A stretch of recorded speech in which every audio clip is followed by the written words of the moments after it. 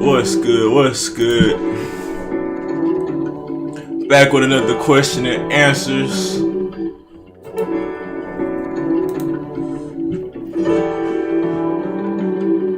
Boy, about 5 to 7 minutes until I start the convo.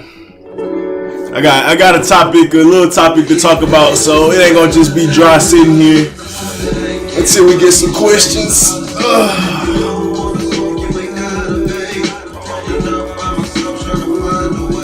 Rolling away.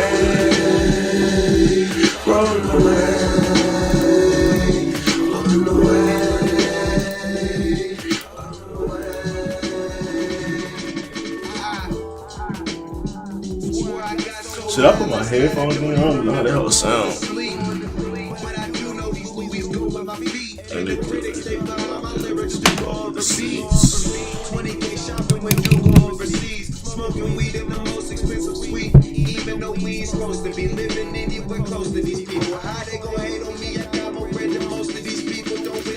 How the sound? I don't know if like the echoing or not.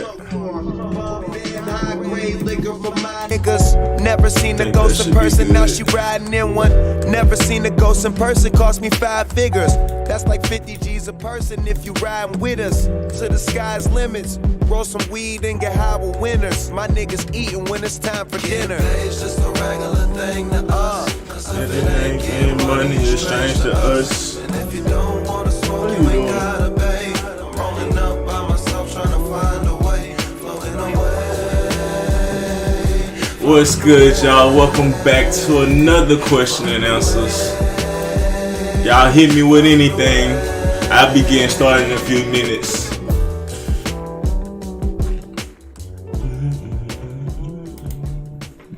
Until then, we're gonna jam some semi-classics.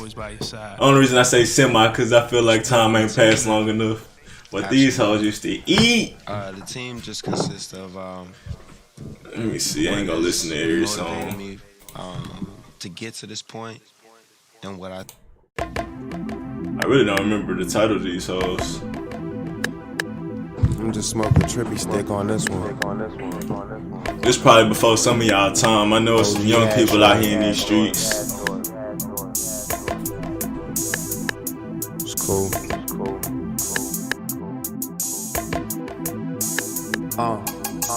Roll a joint, roll another one. When it's all said and done, I'll be at the top, bitch, cause I hustle a lot. Them cars, we pulling them off the lot. Don't even test drive it before I cop. Just boarded a yacht or at the crap table in Vegas. The dealer saying how he admire my watch. I'm placing my wager, don't even care how much paper I blow. Cause how to get this money is the young couple things that I know. I'm blowing that stink by the O. My weed so strong, I swear to God, you would think it's cologne. I go anywhere in the world and just make it my home. Stand at the highest level, but I ain't make it alone. Now that my money right, them suckers keep thinking I'm wrong. But I'm just switching lanes, foot off the brake and I'm gone. If you ain't talking money, homie, you can't get a call. Cause this a motherfucking life that you can't live at all. I'm getting high while I drive, I ain't thinking of y'all. Ride with the top down and smoke weed with my niggas. Yeah, I just wanna ride in my ride with the top down. Smoke weed with my niggas. Still rolling weed on my double XL. Only difference is that's me on the cover. Once in a while, call my little sister, tell her I love her. Cause she can get crazy in this industry. Most your friends become your enemies. That's why I stay down with the ones that's been with me. The niggas who started and they down the rest to the end with me. Make sure the positive energy keep flowing. All the week keep rolling. And all of us gon' get high out the sky. We gon' keep from falling. Niggas keep hating, but baby, I'ma keep ballin'. A lot of y'all turn fakers. You found out what I make on. Now I'm buying the States, going on private island vacations, flying on private planes. I'm cool with the pilot. What's good, homie? Let my girl watch it at the dealer high, looking at Ferrari options. Just the everyday life when you young and bold. It's all good, man. I just been chilling, waiting to get on live. Another day in this world. Smoke weed with my niggas. Yeah, I just wanna ride in my ride with my top down. Smoke weed with my niggas. Niggas so simple. I just want to ride with the top down and smoke weed with my niggas. The simple things. It's a cohesive thing, but the focus is still, getting my You mean like thing out there. Like personally myself, have I seen a dome? And to have outside? Understand, like, nah. I seen like glares and things like that they say that may be reference to the dome. And it doesn't but I don't know if that's exactly what you're asking. I ain't seen rocket ships supposedly hit the dome, but I haven't seen it like physically outside or anything like that.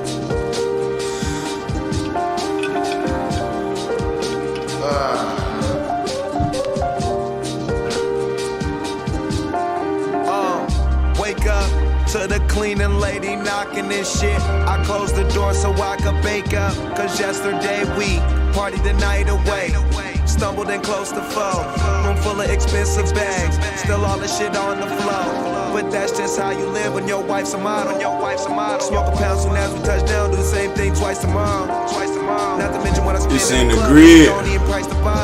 I haven't seen the grid either. What I think I've seen is like orbs in the sky. I'm not sure if it's coming from me or it's just like the static in the air. And I listen to Understanding Stephen Ballmer, his channel Understanding, and he talk about you can see like basically the energy in the air from like the Wi-Fi, the different static and shit. So I don't know if that's what I be seeing or do I be seeing like orbs and shit. So I don't know.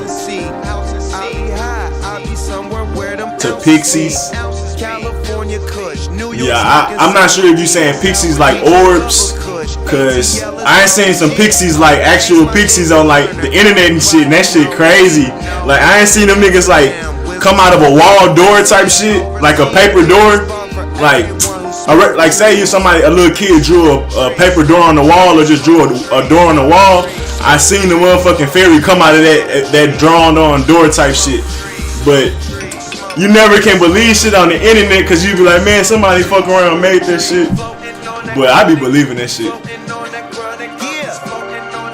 Okay, yeah, I be seeing orbs and shit all the time just floating around and shit. Especially when outside in the daytime. But now that you say that, I see it's not really I don't know if I call it a grid, but it's like it look like it be raining sometimes if I take a little focus, if I had a certain type of focus, and it all be like moving in a certain way, but it's almost like static as well. But like you'll think it's raining outside if you really tapped into it. But it can happen I seen it happen inside a building too. So it don't have to be just straight sunlight when I seen it. So I'm like, maybe that's what you're referring to with the grid, cause I ain't seen some static like a motherfucker. And in turn, that turns into like $1 million corporations. It take like a certain type of meditation to kind of get into that vision too, though. But I ain't definitely seen some of them similar things. But I guess I'll wait a few more minutes, see if anybody else pull up in here. There's an epidemic of back order slips right now in the furniture business. Come out to Gallery Furniture. Buy furniture today. Gallery Furniture delivers free in 3 or 4 hours today. No back order slip. Buy a room full, buy a house full of furniture. Guaranteed Gallery Furniture delivers free. I ain't gonna kick y'all with the ad. I'm Mattress Mike, the king of furniture financing. We got deferred interest financing. We got great low prices. And best of all, buy your furniture today. Delivered free in 3 or 4 hours today in your home. Gallery saves you money.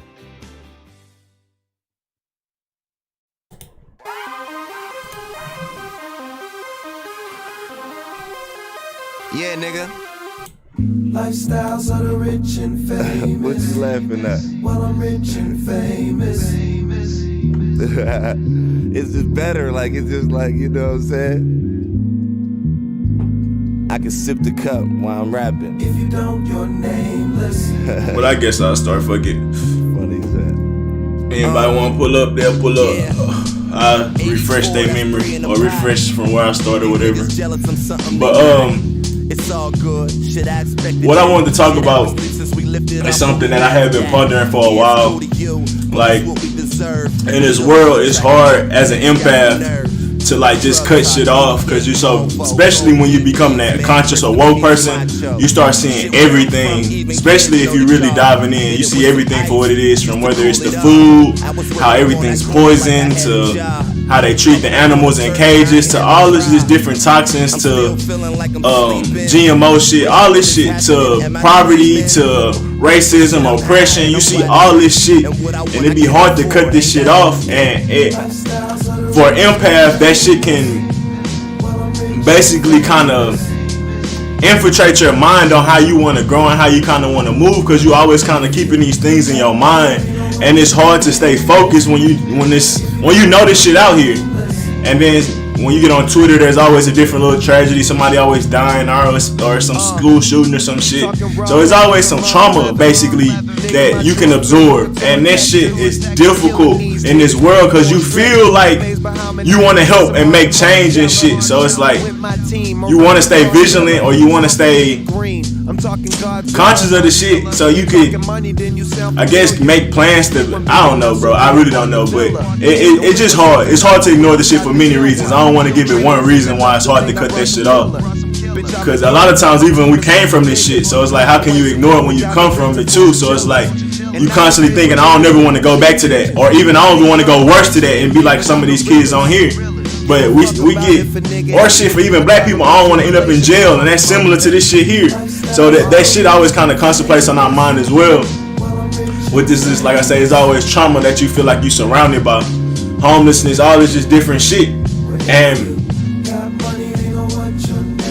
I felt like I didn't know what to do in a sense, because it makes me feel a certain way towards the world. It makes me have this negative view on the world, because you see this shit all the time. Like, you just see it everywhere you look, basically. What did they say? It's only about 10% or 1% of the world is wealthy. Everybody else is basically broke or check to check in a certain sense. Let's see what's up.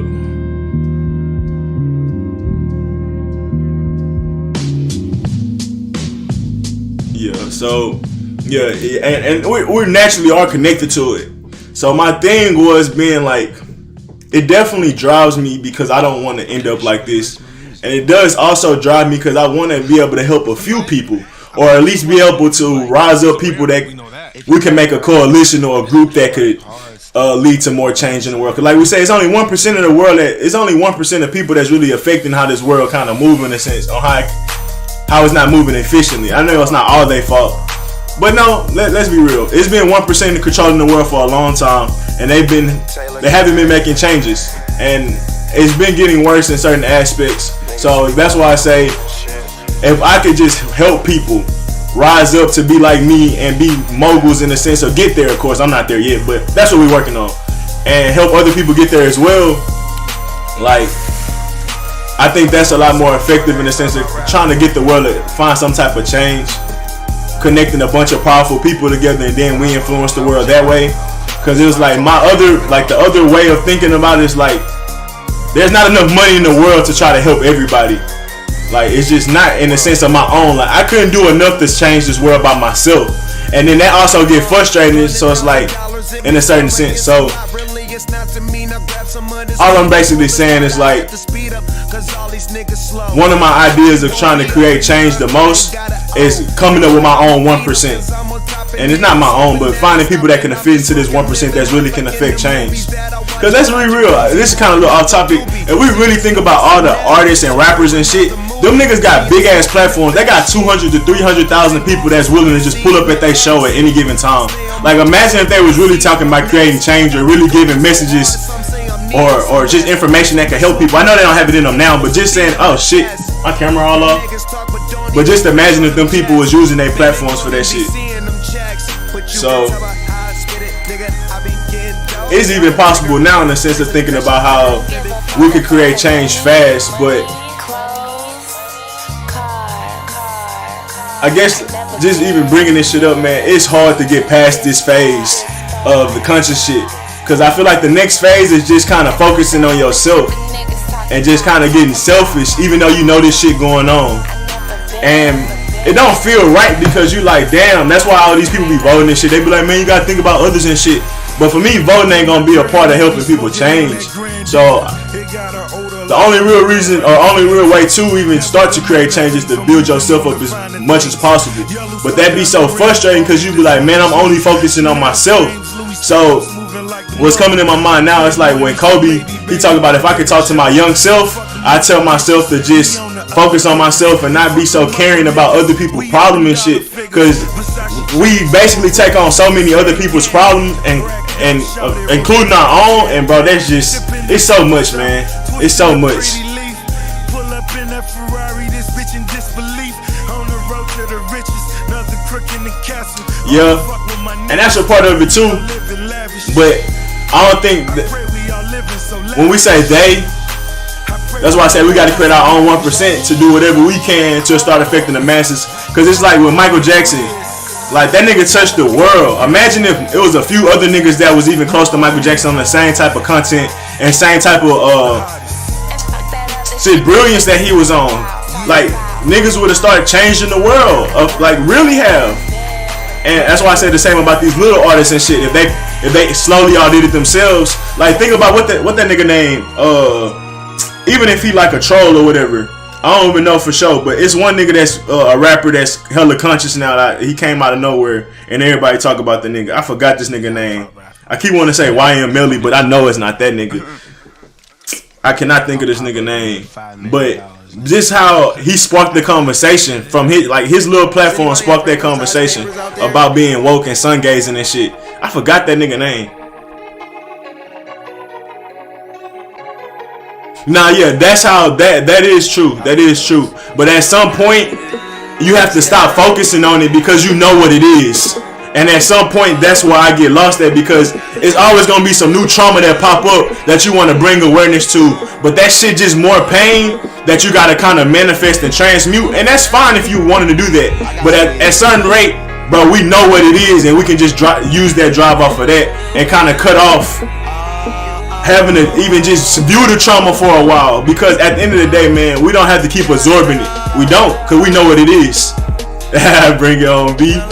Bring your own beer. What's that mean? Bring your own. I don't know. I'm trying to think of another acronym for that. Some spiritual bullshit to say. But yeah, think like saving people and legal. Yeah, that's true too. That's true too. But like I said, I think we gotta. For me, personally, how I'm saying, I had to look at it. I had to cut the shit off. Well, that's how I feel like I have to start doing. Cause now I bring it back to understanding. And he was like, if you keep paying attention to it, if you keep looking at these wars and dealing with these wars and these type of people, eventually you're gonna get affected. And that shit hit home because that's what gonna help me let go of this shit and wanting to deal with these traumas so much. But I think you mean B.O.B., not B.O.B. It was somebody else. It was like a new young dude, light skinned dude with some, I think got face tats and everything. I suck at remembering niggas' names, so I'll be here all day trying to do that shit. Fuck, I do not remember. But yeah. But like Understanding was just saying, he was like, you gotta look at them like zombies or like The Walking Dead, basically, in a certain sense. And eventually you will get infected by it. Be aware, not attached.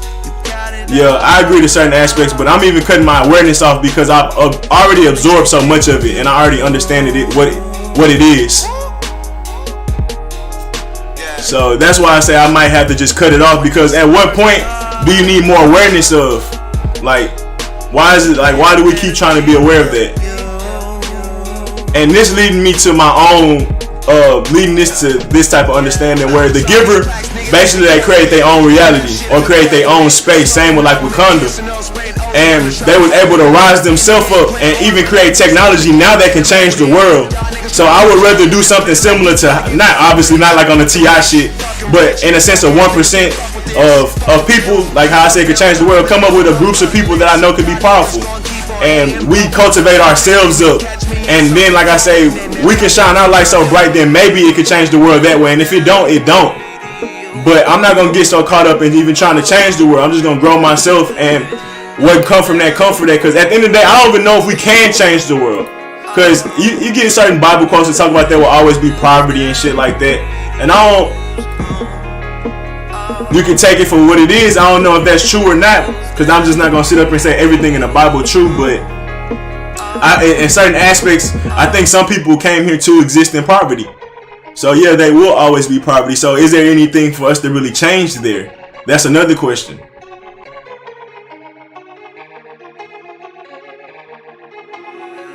But yeah, so that's why I kind of feel like even with the state of poverty, like there are definitely people we can help get out of that that's looking for help. Because there's a lot of people looking for help that can't even find people like us or even more powerful people like Panic and shit like that that's been putting in more work. Like they don't know, a lot of people don't know who the fuck Bobby Hemmett is. So it's people inside of poverty we can help, but poverty in itself, I don't know if we can ever just get rid of that shit. Because like I said, I think spiritually people exist in poverty for certain reasons.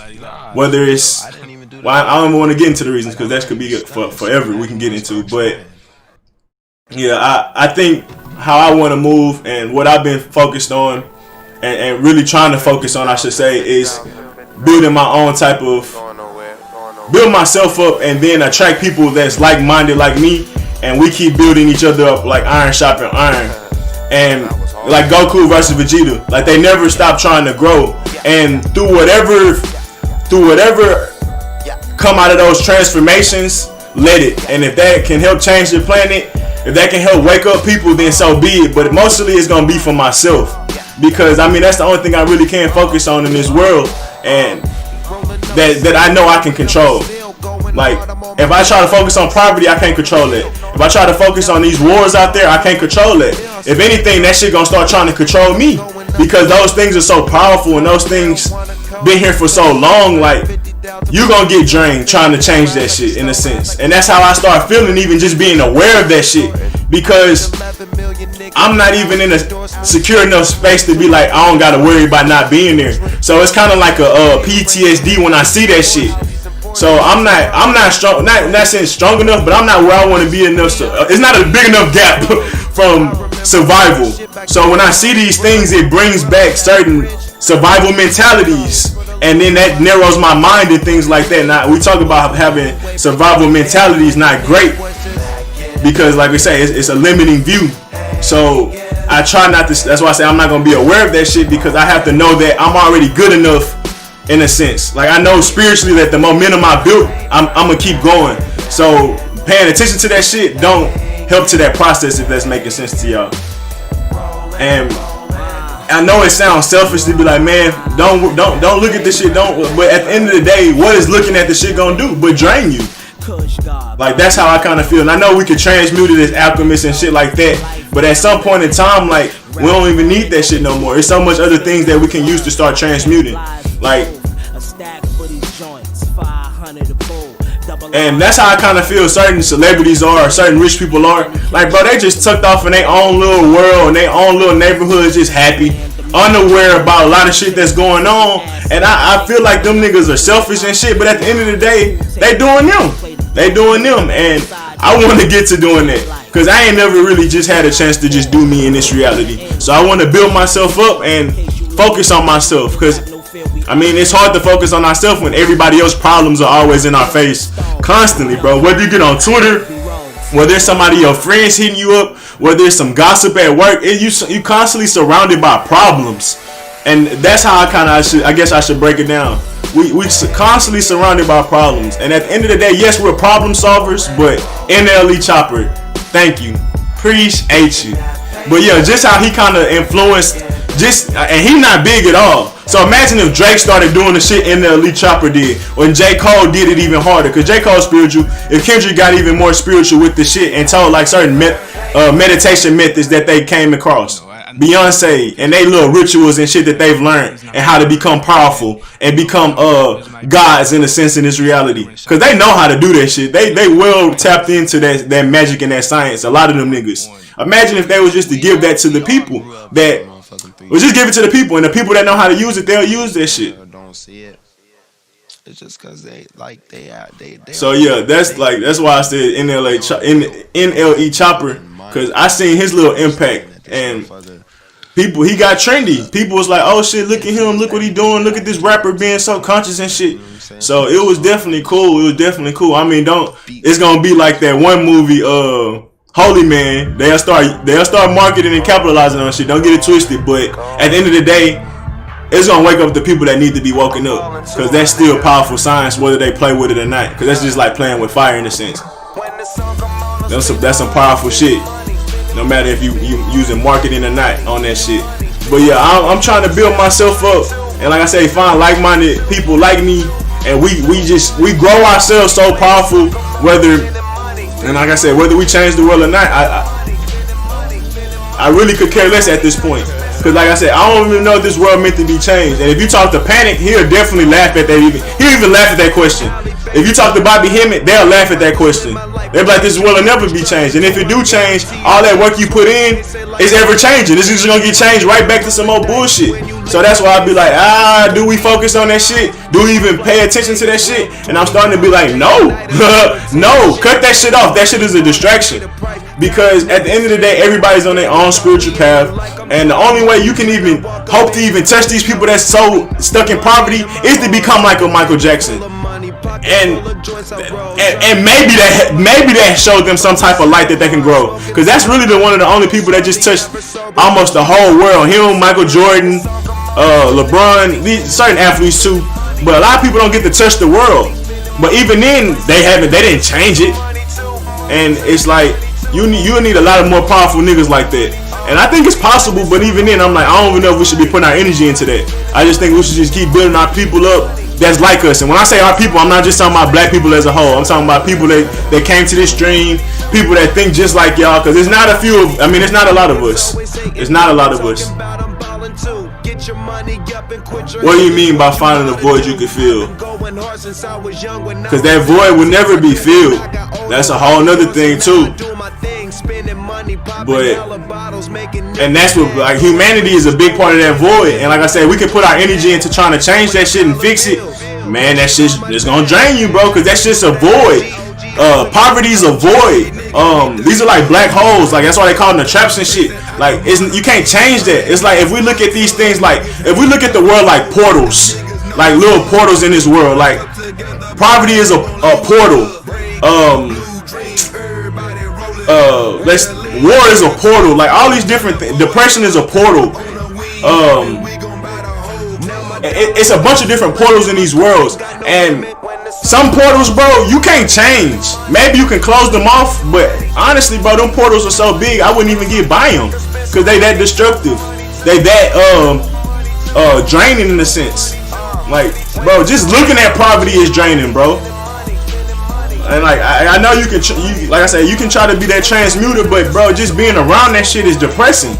In general, even if you helping the homeless, that shit's still depressing on your energy and spirit. No matter. Now I know you helping people. Oh, appreciate you, because I felt like the shit was loud myself, but I wasn't sure. That should be good. Appreciate you. Is that good? But yeah, and I'm not saying in a bad way, because I fed the homeless, and it feels good to feed the homeless. But when you think about the actual circumstances, is this shit that I'm doing really gonna help them, bro? That shit's draining. It's draining, and only way you really can get past that is by ignoring it.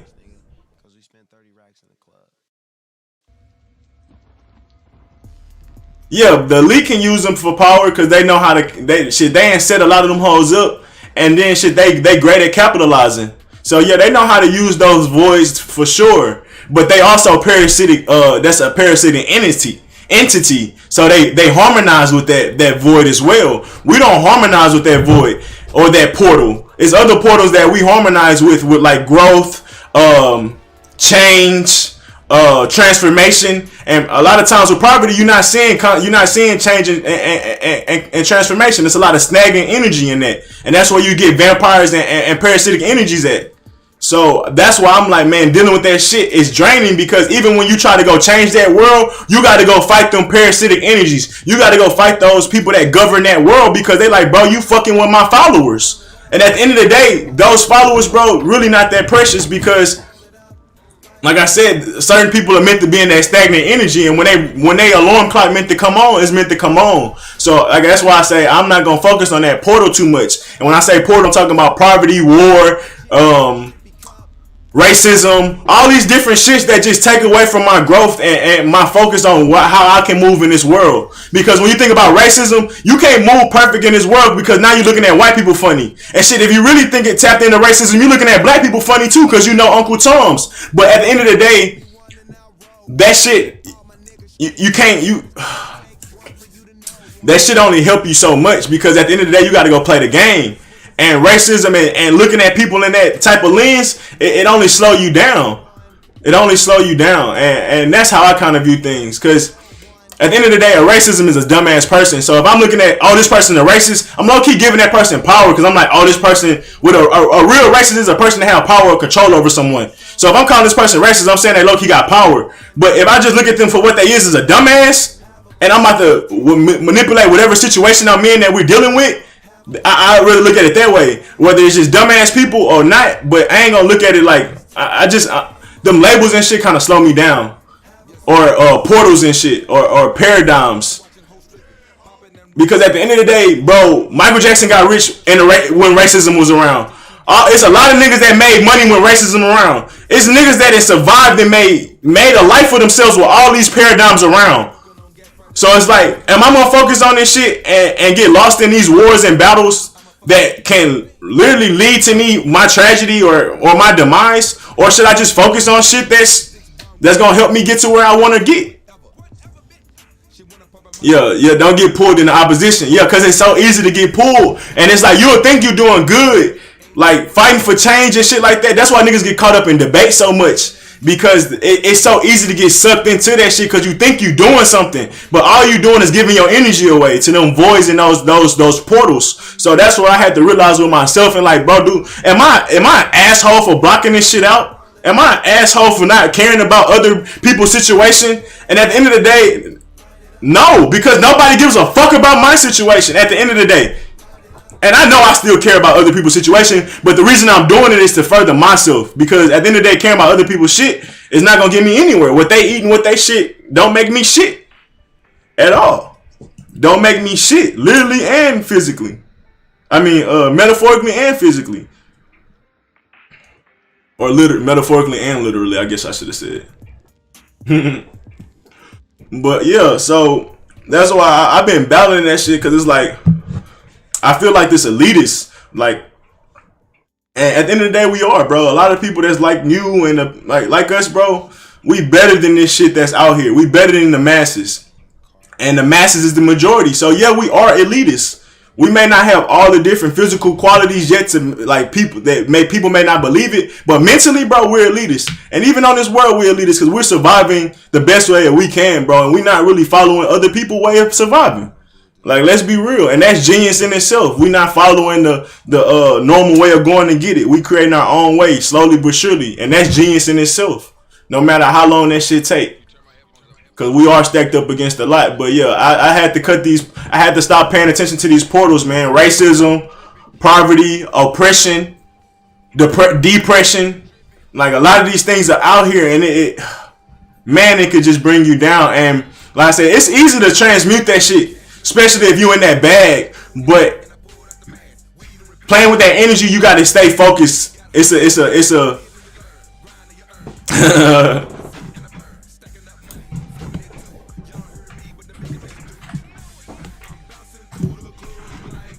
like when you gotta deal with poverty, like spiritually, this how you gotta be. Because touching that shit is so toxic. Dealing with transmuting poverty is so toxic. Like, don't get it twisted. There's a gem in everything. Like, there's a diamond in everything. Like we say, the baby in the dirty bathwater, there's always a baby in the water. But it's a lot of dirty water surrounding that goddamn baby. And I don't even know if that baby worth saving. I don't bullshit. If we can get that baby out, we're going to get him out. But at the end of the day, man, we got to realize how toxic that dealing with racism is spiritually. Like, when you trying to fix racism, if you ain't got this shit on, bro, you gonna get infected. Shout out to Understanding, man, for really putting that shit home. Because I always talking about we dealing with the Walking Dead. I always talking about we dealing with zombies as far as the masses. And then when we deal with the shit that when we get into the conversations and trends and paradigms that these masses deal with, If you ain't got these type of suits on, bro, that shit toxic. Cause the masses are led by toxic energy. They love toxic energy. Think about the shit that lead the industry, that lead entertainment, or lead Hollywood. It's either some war shit, some love and hip hop drama shit, gossip shit. Like, that's just what this world run off of. The competitive toxic energy. Not that just competitive is toxic, but competitive toxic energy. So it is. If you can use it for a tool, bro, I ain't saying don't, but make sure you put this fucking suit on, cause that shit will, bro. It's easy to get infected, and you'll be walking thinking you good, bro. I swear you'll be thinking you good, bro, cause it's like a leech. Like when you swim in a lake full of leeches and you don't even know you got leeches on you till somebody point that hoe out, cause you don't even feel it sucking on you. That's how it is when you deal with poverty and you deal with these certain portals and paradigms, bro. It's like a leech. You don't even feel that hoe sucking on you till like you notice that hoe, and then you gotta pull that hoe off and like, damn, how long? You see how big the leeching got? You like, damn, how long that hoe was on me? Cause yeah, that hoe could have been on the back of your neck or some shit on your back. You would have never even seen it. And that's what dealing with that shit is, bro, because it's nothing but that type of energy when you're dealing with that. And there's so many other tools that we can use besides poverty. Because just like we were born in poverty, bro. We were born in that darkness. So it's like thinking about if y'all watch Bane versus Batman. Bane told Batman, you merely adopted the darkness. So for Batman, yeah, you need to kind of go back into poverty and learn different things and go back into darkness, because you never really learned darkness. You was born in wealth. You was born in rich. You was born good. So yeah, you may need to go tap into to poverty and things like that to kind of learn how this world needs to be changed. But from us, we were cultivated and born in that shit. So for us to really stay aware of it is kind of redundant, because that is us. We are that. We came from that. Like that. Like we are that. That was the soil we was raised in. So at some point we need to just keep distancing ourselves away from the soil, as far as like us looking at it as a seed and then becoming a tree. As the tree come up, as that colony of that tree come up, eventually it get further and further away from that goddamn soil and that dirt that it originally was in. And that's how I'm starting to look at my life, bro. Eventually I'm gonna start I gotta distance myself away from that shit, because I know what it is. I know what it is, because we in that. And I can tap into that any moment. I can tap it like when Goku or Vegeta tap into that shit. I ain't gonna never forget that pain that poverty brought. So that's not something I need to stay aware of. And I'm sorry if I'm yelling. I'm passionate. But yeah. So like that's why I kind of look at it differently now. Cause like I got that energy. That shit, bro. Whenever I need to tap into that shit, it's there. It's there. I don't want to never go back to that shit and what I used to have to deal with. So even until my current circumstances now, I don't want to keep dealing with this shit. I'm looking to change my current circumstances. I still want better, because I'm still, like I said, too close. So I don't. The constant reminder is my life. I don't need to keep looking at other people's shit. I have all my problems. I have enough problems already. That's enough. That's enough energy alone.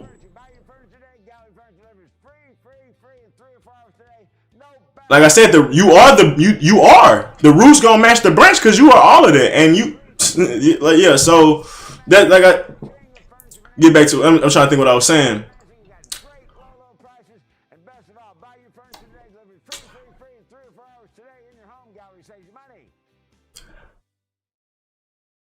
Distancing yourself. You are it. You are I mean, you come from that shit, so it's like you. Okay, you already got enough problems in front of you. Those problems that you already have in front of you is enough energy to create the change that you need. Like those problems, it should be enough motivation to create the change that you need. You don't need to look at other problems. That's just, I mean, yeah, you can use that as more fuel, but at the end of the day, I think that shit start draining the fuel. That's what I start to say. So why even pay attention to them?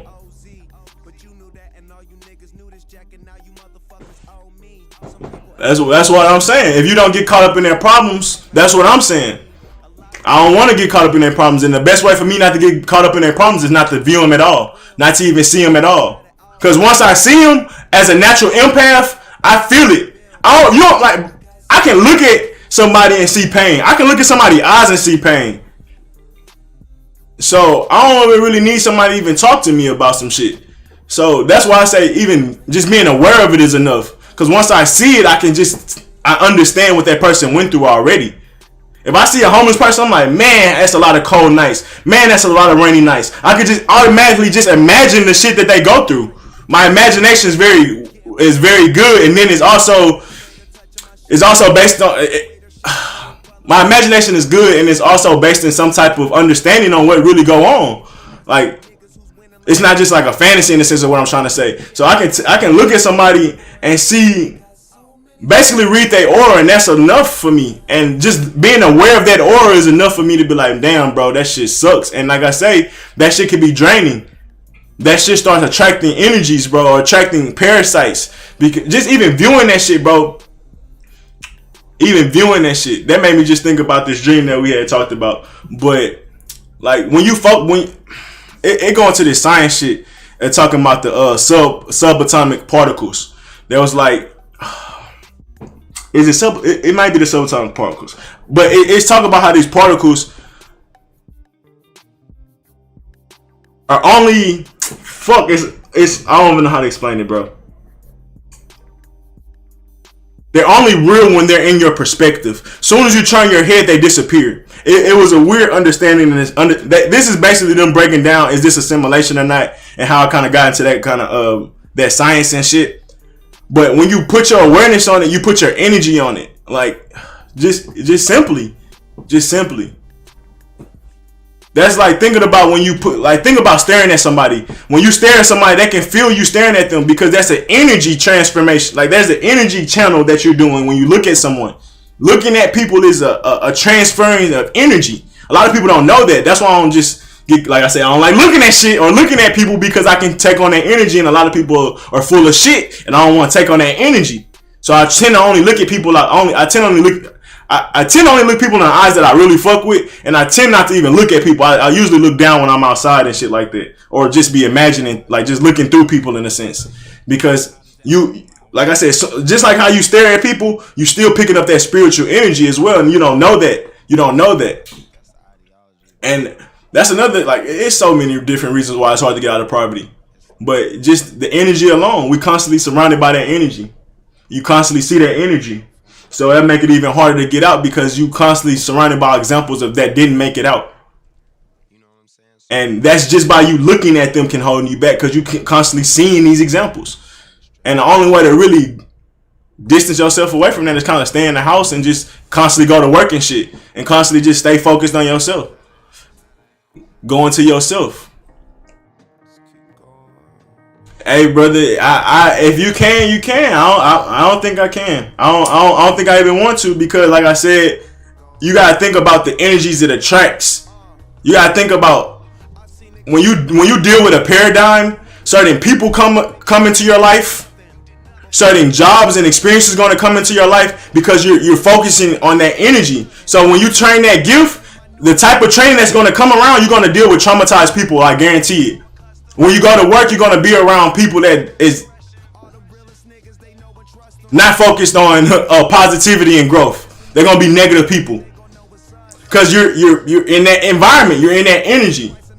And for me, you have to break out of that shit, just completely away from it. You have to distance yourself away from it, because at the end of the day, you should already learn those lessons at some point. Now, some people might want to keep dealing with that. I don't think we have to, because there's so many other powerful tools that we can use that don't have to deal with that negative energy, or as negative of energy. Because like I said, it's other negative things that are very positive in a certain sense. But those portals, bro, they're so negative, bro. It's not even worth it. It's not even worth it. I'm telling you, it's not worth it. But that's in my eyes. I can't tell somebody else how they actually look at it. Well, let me try to think of another example to try to express it to you.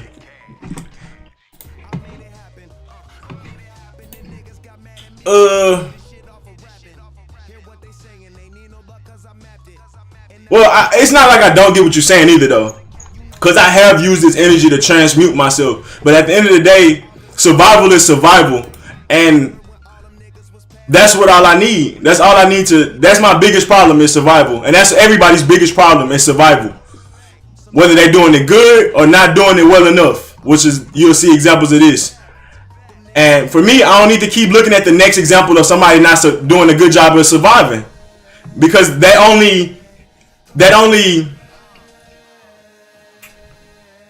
makes me feel bad. Because it's not like I'm gonna be like, aha, you ain't make it. Like, I'm like, damn, that's another fallen soldier.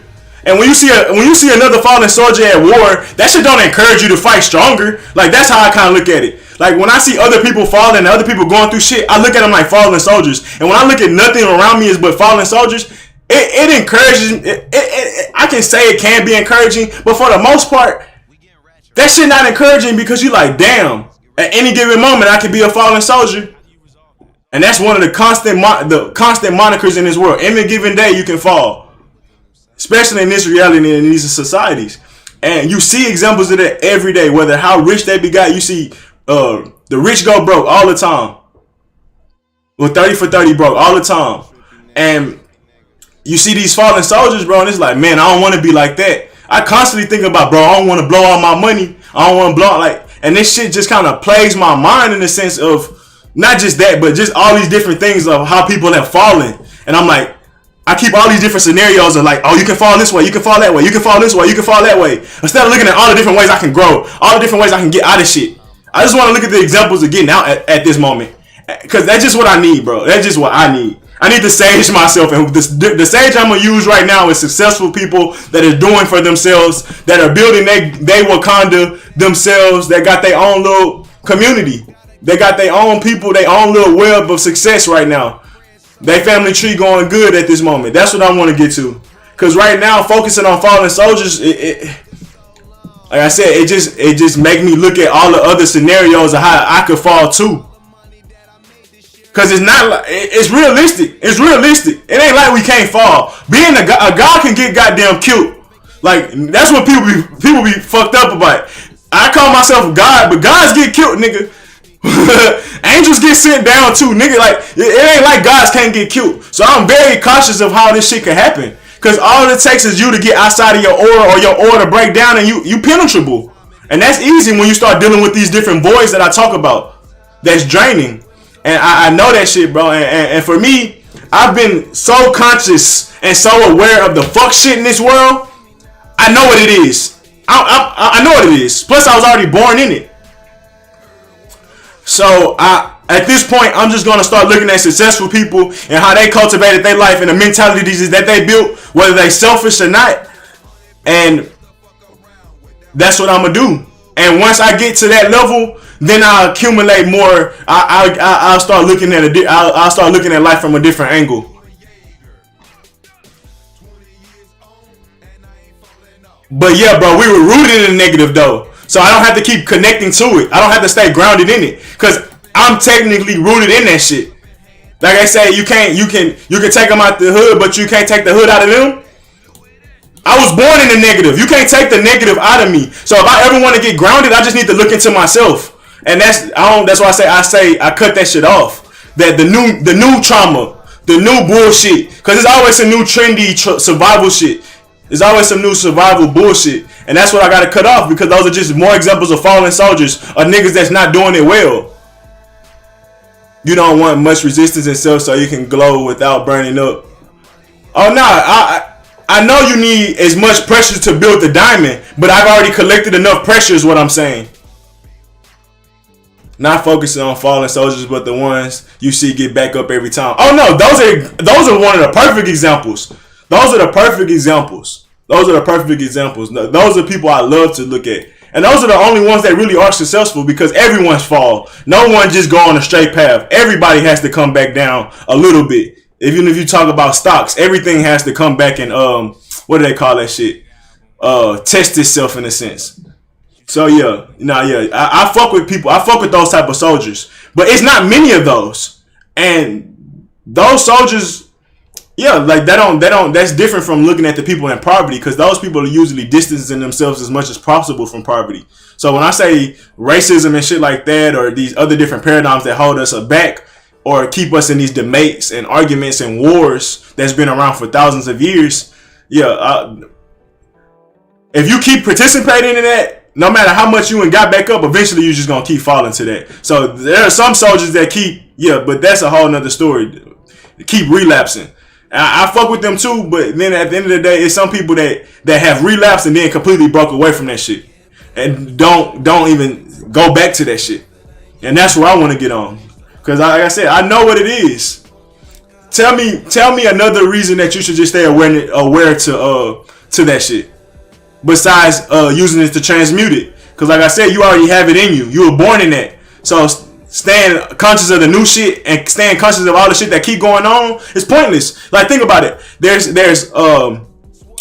concentration camps in China. There's concentration camps right now in Mexico. There's slavery in Libya. There's slavery in the Congo.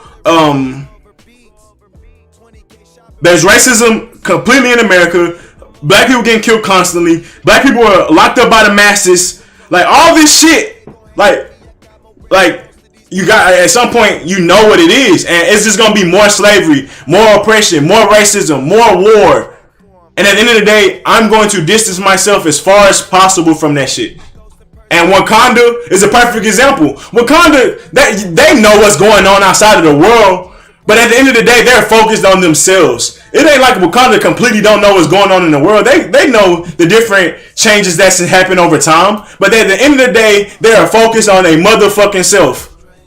Because the pain that they already went through and getting, as far as people colonizing or trying to invade them and trying to trade on them, they know what it is.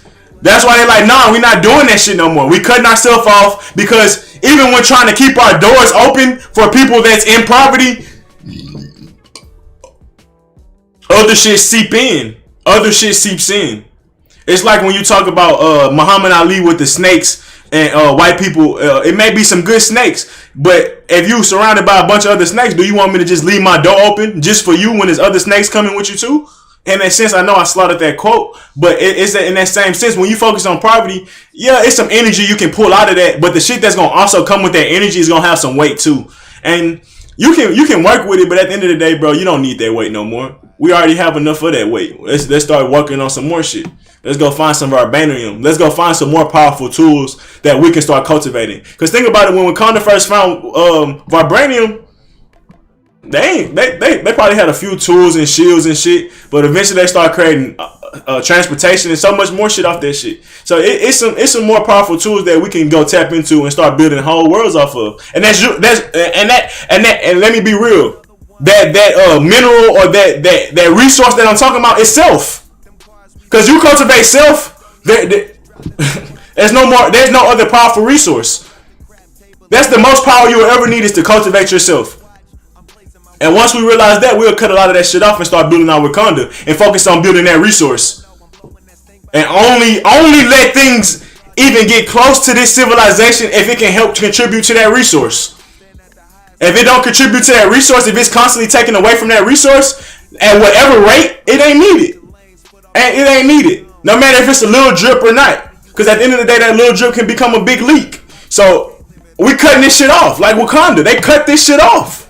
And that's what I want to do. And The Giver did it too. It ain't showing a great example of what I want to show, but they cut that shit off. Yeah, it had its flaws and shit too. Don't get it twisted. But at the end of the day, it's the flaws they had to deal with in there was a lot better than the flaws that you had to deal with in this reality.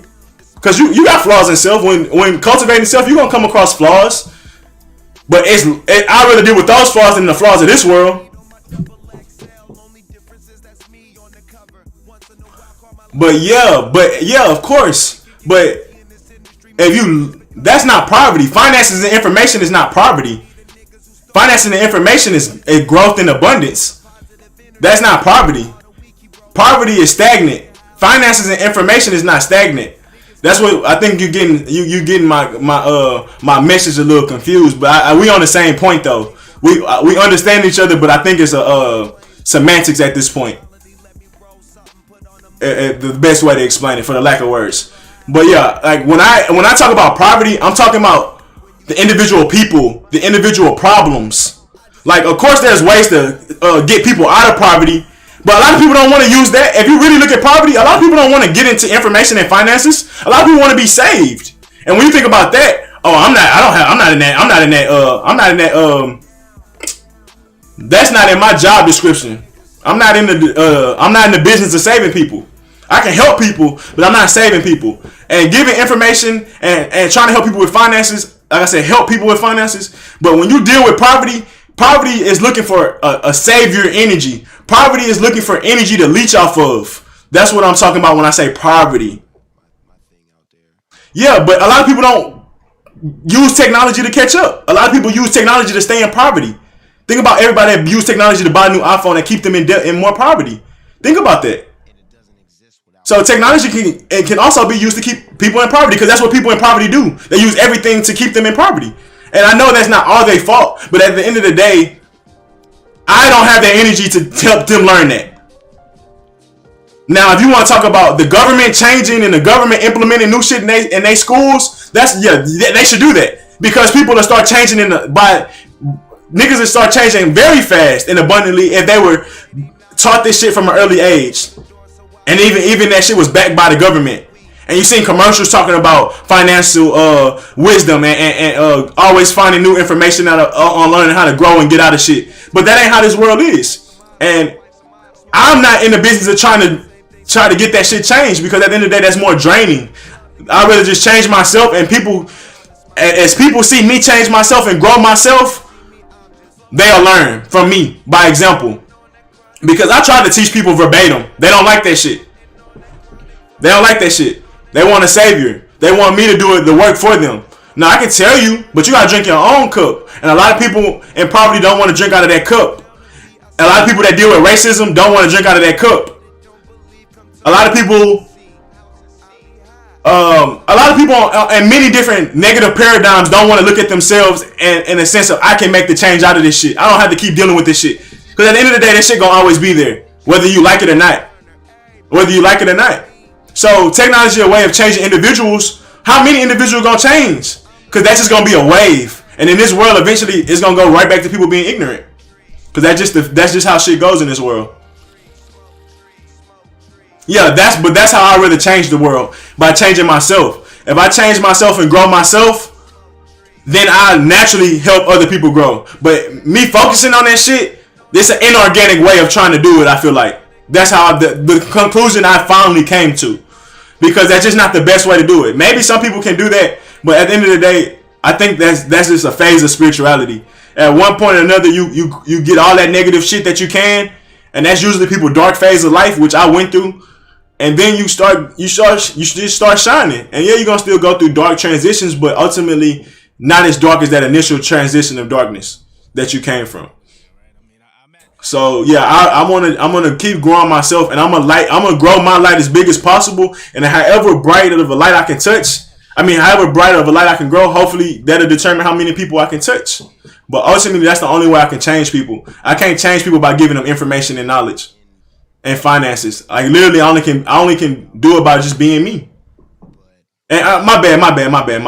I misspoke. I can't change people by information and finances, but the people that I'm talking about are people in poverty. Only way I can change people in poverty is just by giving them a certain type of energy. It's like an electric clear, when they say clear to the shit. Like Michael Jackson was that type of energy to the world. Tupac was that type of energy to the world. It wasn't that he gave wisdom and knowledge too, don't get it twisted. But it's the energy that changed people more than the actual words and knowledge and shit. Because a lot of people don't understand that shit, especially our people. Our people not good with information and knowledge. That's not the world and realm that they deal with. Let's be honest. They deal with energy. So if you bring that energy that can charge them up, then that's different. But right now I don't have that energy to charge them, and I have to cultivate myself enough to then maybe grow that energy to cultivate them. But some people might not ever. Some people, they so dead.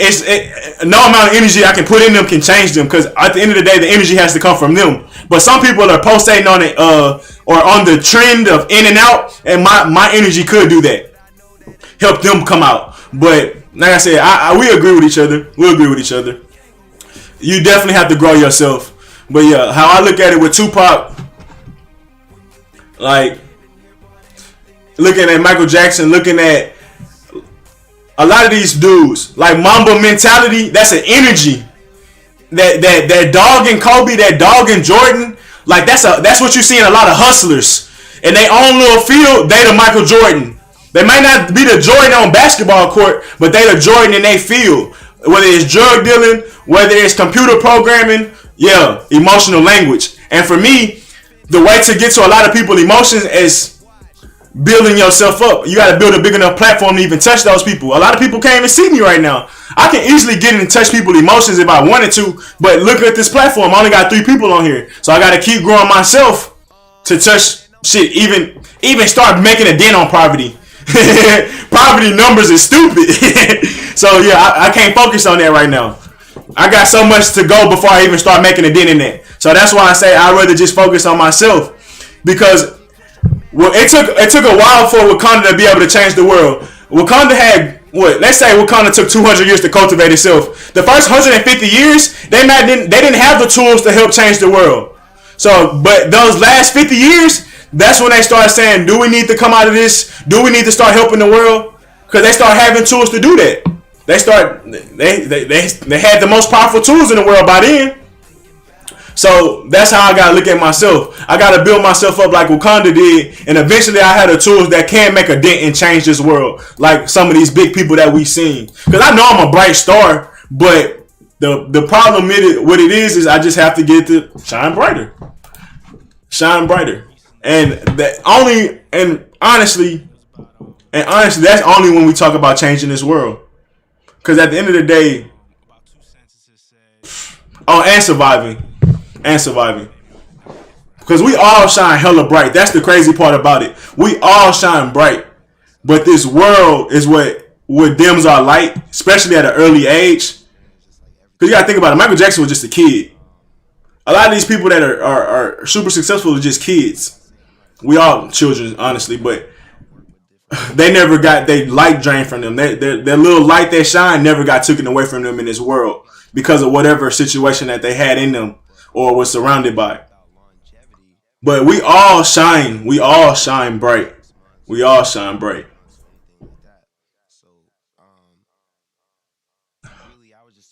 After you can swim, build the ship.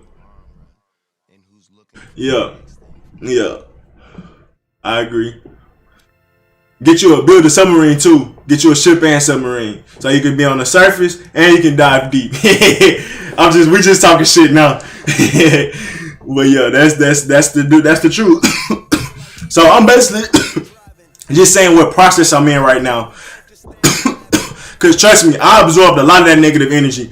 I'm aware of a lot of the shit that go on in the world. I can go verbatim if I really just sit out, whether it's my life or whether it's this world history, I can go at it. Because I always loved war when I was a child, so I know war history. Then I always liked history as well. I always had good grades in history. So I've been well aware of this society. But what I've been getting more aware of is humanity. Because they don't really teach you about humanity. Even in religion, you really just don't get to understand humanity. But that's what I've been learning the most, humanity. And after I broke that down, that was the last little darkness I needed to deal with and understand. Because at the end of the day, humanity is the root of most of all this darkness. In this world that we deal with. Humanity is the sin in a sense. When they say you're born into sin, born into your skin, you're born into humanity. So when you learn the root of evil, when you learn the root of humanity, after that, once you deal with that paradigm, because that's a battle you have to kind of deal with on because you're human, so how do you deal with that nature that you understand? Because it's an awkward nature that you have to learn to balance. It's not something you really can control because humanity is a void as well. Like I said, all these voids out here, these there's many different voids and portals, but most of those voids are created by humanity. The other good portals, like powerful portals, those are made by spirituality, if you ask me. But so once you learn humanity and deal with a lot of those paradigms and understanding the balance and not really fighting with it, but understanding it and just being able to move with it, because it's literally like having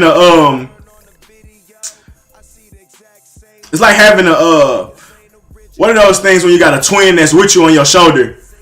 when they Siamese twin, like when you consider your spirit, like you are your spirituality, you are your inner being. But then it's that other being that's with you that you have to also keep in mind with, and that's humanity.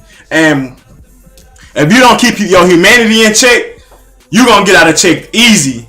And just like I say with these other voids out here, if you deal with these voids and they go unchecked, it's easy to get out of line or out of whack or out of focus or out of tune, because those things do that. Those are the type of portals that they are. But same with humanity. Humanity has that same type of energy as well, or your body.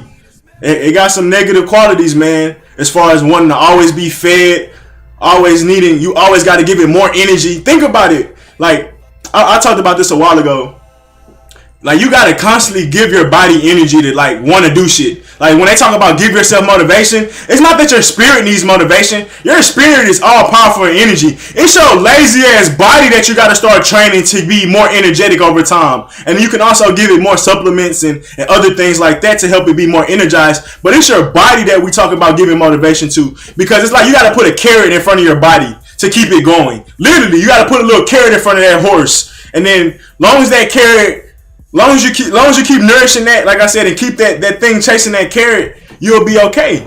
You'll be okay. But once that thing get out of whack and stop paying attention to it, or you don't got nothing to keep it focused on, man, that humanity will get you all fucked up, man. I'm telling you. Because that's just how the body is, man. It's easy to get addicted. It's easy to fall into a what are those things called? A craving and shit like that. The body's fucking ridiculous, man. It's ridiculous. You gotta think your body is a whole universe as well. Your body is a whole universe as well. And your spirit is supposed to govern your body. But a lot of times our body in the universe that it has became over time, it gets so overwhelming to the spirit, our spirit just check out of that body. Because you didn't maintain the body well. You didn't govern your body well. And at certain points, the spirit is just like, I'm gone. And sometimes you can, there's other reasons the spirit to check out too. But yeah, that's one reason for sure. So when you think about the body and humanity, man, yeah, it's easy to get sidetracked with that shit. So when understanding who you really are, don't get caught up in that body shit, bro. Because humanity and, like I say, the body go hand in hand, and a lot of that shit is a part of the shit that hold us back. Because if you think about it, if it was up to your spirit, you would have did it like that. Think about when you dream. When you think about something, it happens like that. But your body slows all that down. When you're in your spirit, you're the Flash. You're instantaneous. Your powers just can happen like that. Like you're talking to a genie with your imagination. So think about that same shit but when you come in a body, you able to still do those same spiritual things, but the body, you have to go through the body to do it type shit. So it's a slower process. The animal is the writer, but you can become the writer for sure. But the animal is supposed to be the writer to your spirit. The animal is supposed to be following your spirit. The animal is supposed to be guided by your spirit and governed by your spirit. But in this world, our animal controls us completely. Our animalistic natures govern us. We all live in animalistic natures because we live in animalistic systems. It's the survival of the fittest. Where does that come from? Animalistic kingdom. We still live in our primal natures. We still live in our instinctual natures, our root chakra. That's why our animal, that's why most people will say what you say in a sense. It's the animal and you're the writer. No, it's supposed to be the other way around. It's supposed to be the other way around. Yeah, the animal is a spectrum of yourself as well, but it's one of the lower spectrums of yourself, and that's why you're supposed to govern it. You're the creator of that rainbow, so you're the creator of the different spectrums of yourself. So you're the controller of your higher self. You're the controller of your animalistic self. You're the controller of your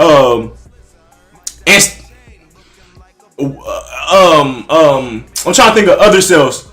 So your society self, your husband self, your father self, or whatever you want to. It's many different spectrums that you exist as, even in this reality, and then even multi-dimensional in other realms. but you're still supposed to be the controller. And if you're not the controller, that shows the state of existence that you're in at the moment. And I'm still gaining more and more control. I have control now, but I'm still gaining more control. And then it'll get to a point where I say I'm like Wakanda, where I have most of my control. And that's when I'll be able to probably affect the people differently. Because people will see that in myself, that I have control. And it's not that we don't have control, but in this world, if you really want to be successful and if you really want to shine, it takes a certain level of control. It takes a certain level of insanity. It takes a certain level of dedication. So when you become successful in this world, they see that certain level of control and they just get attracted to it.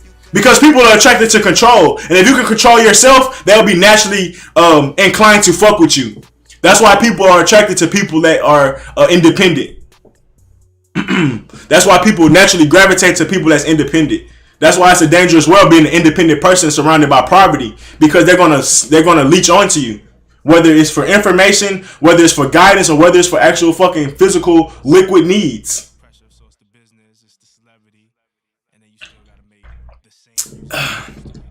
So What inspired me back then is the same shit that inspires me now, and it's just life. So yeah, that's so when it just I'm about to wrap it up, because I've been on. I usually only say 45 minutes, but shit, we going an hour. I might finish it up at an hour and 30. But might just start wrapping up. But just to go back to your point of the animal and the rider, yeah, a lot of people that are animalistic nature's controllers. Whether it's because we all have different hunger, and that's responsible from the body. Whether it's alcohol, whether it's sugar, whether it's me with weed, that's one of the things that keeps me grounded for the most part, and there's also a spiritual thing as well. But we all have different things that we need to help maintain the body and that animal. And if you're not in control of it, it's going to be more and more and more and more things that the animal thing requests. It's going to always request more, because that's just the animal nature. Like, think about an apex predator, which your animal nature is. It'll just kill just to kill if you let it. Like wolves, they'll go just kill groups of deer just for the fuck of it. Your animal, if your animal nature get out of whack and out of control, it'll start doing little shit like that. And when and that version of in this reality, examples of that in this reality would be you just having what do you call that?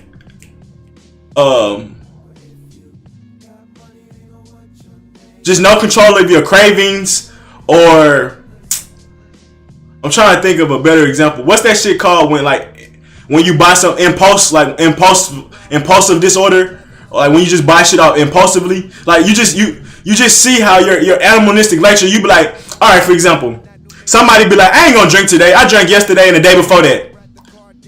And then just as the day go by, that animalistic nature be like, man, you know what? I want to drink again. And you know you really shouldn't be drinking because of how that shit been affecting you. And you do it again because you just don't have no control. You do it again. And I'm talking about the real alcoholics, not the people that say I ain't gonna drink this week. I drank last week, or I ain't gonna drink this month. I drank last month. That's you having moderation. I'm talking about the people that drink on a daily, or just don't have any type of control. It has to be. But when it's harmonized or tamed, it's the rider. Because now you're alpha. Only way something can be tamed if you become the alpha. You can't tame ain't nothing gonna become submissive to you unless you the alpha. Ain't nothing gonna be tamed to something that's weaker than it. That's just not how animal natures work. So that's why I say compulsive disorder. But that's why I say the rider, the animal is the rider, because if you're in control, your animal nature is submissive to you. It still needs its tendencies to be met, or it needs to be met, but it will do it in a submissive way. It will do it in the way of the alpha. It will follow the alpha way of doing it. But yeah, that compulsive disorder, man, we all have that in a sense, and we all have to learn how to control that shit, because it's easy for that shit to get out of whack. For some people, it's shopping, going on Amazon, online shopping, whether they're just going to the grocery store every day or just buying little shit. Some people spend money every day. I know I have that problem where I've been trying to get. Some days we spend money we go through phases where we spend money every day. Yeah, it is some people that make money every day, but that's cool. But you spend money every day too. So think about it, and that's not just due to our animalistic nature. That's also due to a lack of mental education and shit like that. Don't get it twisted. But I'm just saying, like, that's also an example of that too.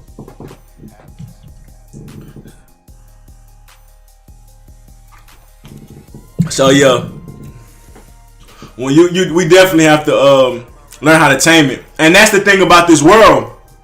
Like I talk about people liking control and people liking are attracted to people that's in control of themselves. The only way you can really change poverty is to be very, very fucking powerful. Only way you can really change this world is to be very, very powerful. Because this world is a beast, right? We talk about Babylon being a beast, or we talk about this society being a beast, and it's a beast like it's like a bad bitch that be like, I'm an independent bitch. You can't tell me shit. I'm gonna do what I want, how I want, when I want. That's this world. No matter if it's dysfunctional or toxic or whatever. That's this society, I should say, not world. This is a society. If you want to tame this society and these paradigms, you gotta be so motherfucking powerful that you can put them hoes in check to be tamed. And you can't be no regular old nigga trying to do that. And for me, I talk my little shit. I check other gods that control those realms. I be like, nah, nigga, you ain't shit. Cause they try to put all the blame on the people. Be like, nah, it's their fault they ain't came out of it. I'm like, nah, nigga, you they leader, you they alpha. Cause these, like, poverty have a god over it. Racism have a god over it. All these people have, like, all these different paradigms have gods over it. Or, like, alphas over it. That's how they maintain itself. Or it's grounding. Or that's how it even maintains a foundation or a credence in a sense. Because it's connected to a root of something. And that root is usually the god or whatever. No matter, it means many gods over those things over time. The gods will transition out, if you would say. Being funny. But I talk to these guys and I be like, bro, you not shit. Yo, people not growing, you not growing. And they be like, nah, I'm doing whatever I want. But it's their fault. And I just use them because that's what they gonna be. And I'm like, nah, bro, it's your fault because they're that way because of the way you lead them. And they'll try to guilt trip you into they basically try to guilt trip their way out of it and be like, no, it's not my fault. It's not my fault. It's their fault. Even though they created so many traps to keep these people in their paradigms and their kingdoms, basically. Because poverty is a kingdom ruled by certain gods. Racism is a kingdom ruled by certain gods. Oppression is a kingdom ruled by gods. Depression is a kingdom ruled by gods. Certain gods. And that's why I'm like, when you try to go focus, when you focus on those things, you get the attention of those gods and also the followers of those gods. Because they're like, oh, we got somebody that's looking, that's a potential person we can attract in here. That's just how things work. Yeah, the hidden essence of it, basically. And then I say God, it's you could say essence, yeah. You can also say it's just a system or a theme, like it's or just a space. Like there's just like when we talk about the multiverse, there will always be a space for poverty because there's a space for everything. That's how much space it is in this world. When you talk about the elastics, Ecclesiastics. My favorite quote in Ecclesiastes, I can't think about it, but there's a season for everything. There's a space for everything. So there will always be a space for poverty. There will always be a space for racism. There will always be a space for depression. There will always be a space for war.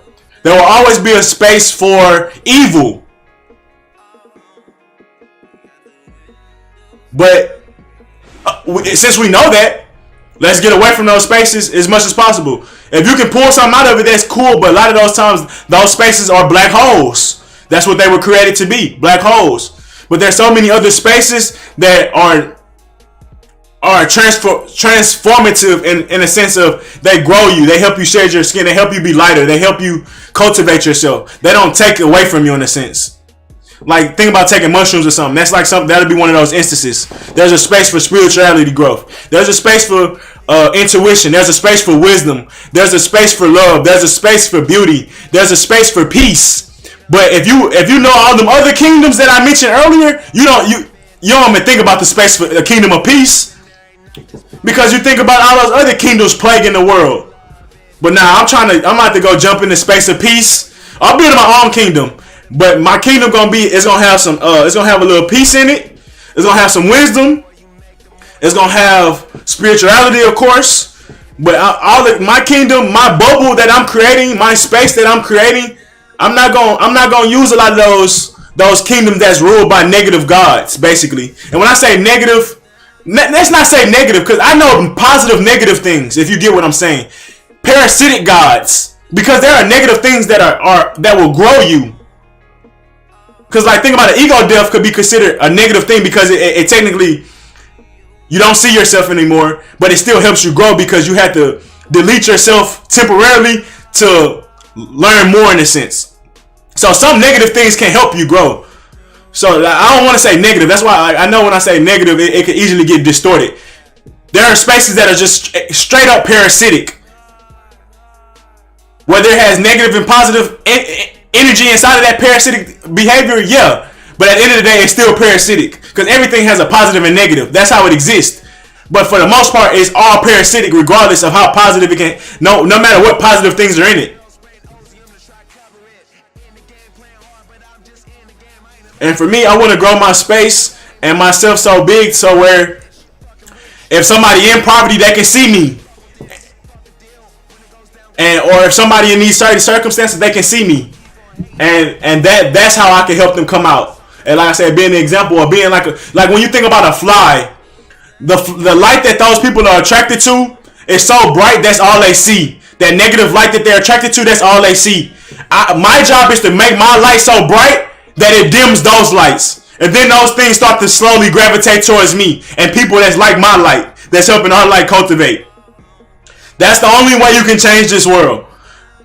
And ultimately, that ain't even gonna change this world, because you're temporary here. Once you leave, your essence will slowly leave as time goes, and then this world, if it doesn't keep transmuting your energy, it's gonna slowly go back into that phase over time, which it will anyways, because that just, even if it's 30, 40,000 years, but for us in our spiritual essence, time ain't nothing. So at the end of the day, it trans back regardless, because like I say, we're timeless. So when we talk about 30,000 years, that don't matter. We're just talking about this paradigm on earth, that how it constantly changes back and forth from parasitic to greatness or heaven. And the wave of that shit and the in between of that shit, bro, I don't know if it'll ever stay positive, because I don't think that's what this world meant to do.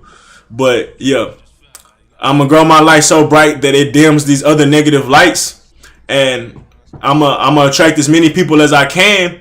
And what they do with the light that they get attracted to is what they do with it. But that's the only thing I can give to people at this point. It's my essence. But I can't be giving them the internal juice. I can't be giving them my main focus. Cause that's what it happens when I see these other kingdoms. They disgust me and I want to beat their ass. Like when I talk about the gods of those kingdoms, I want to destroy them niggas. But at the end of the day, I can go kill that god, but it's another nigga that's gonna rise up right after him. It's like the snake in the head. The snake, when you cut his head off, it just grow another head. That's those spaces. So you can kill that god, but it's another nigga being eager to control poverty right after him, because the oppressed always become the oppressor. So that's what that space produces. So you can keep trying to produce, you can keep playing with that, but eventually you're gonna become the god of poverty, because that's just how it ended up happening. But yeah, that's why I say I just try to stay away from that shit, because it's just a parasitic kingdom overall. And at the end of the day, I don't need that even in my area. Fam. But yeah, this was a good ass convo. I appreciate you for pulling back up, man. And I appreciate everybody else that pulled up. Gonna keep this going. I'm gonna try to, what I just realized, I'm gonna just basically just get themes of shit that I've went through throughout the week or throughout the day, and just bring them to the live to have a little conversation with. But I still want it to be question and answers. I still want to connect with people. I don't want to just be me talking all the time. And I just want my conversation to be like a sidebar type shit. So like when ain't nobody asking questions, I can go back and forth in between the conversation and keep people interested. I don't really want to just be the main conversation, even though that ain't nothing. Cause like I said, this topic lasted an hour and 24. And could have kept it going, honestly, because there's even more points that we could talk about. Because I'm really just getting into the gods of that shit. Hydra, yeah, the Hydra snake.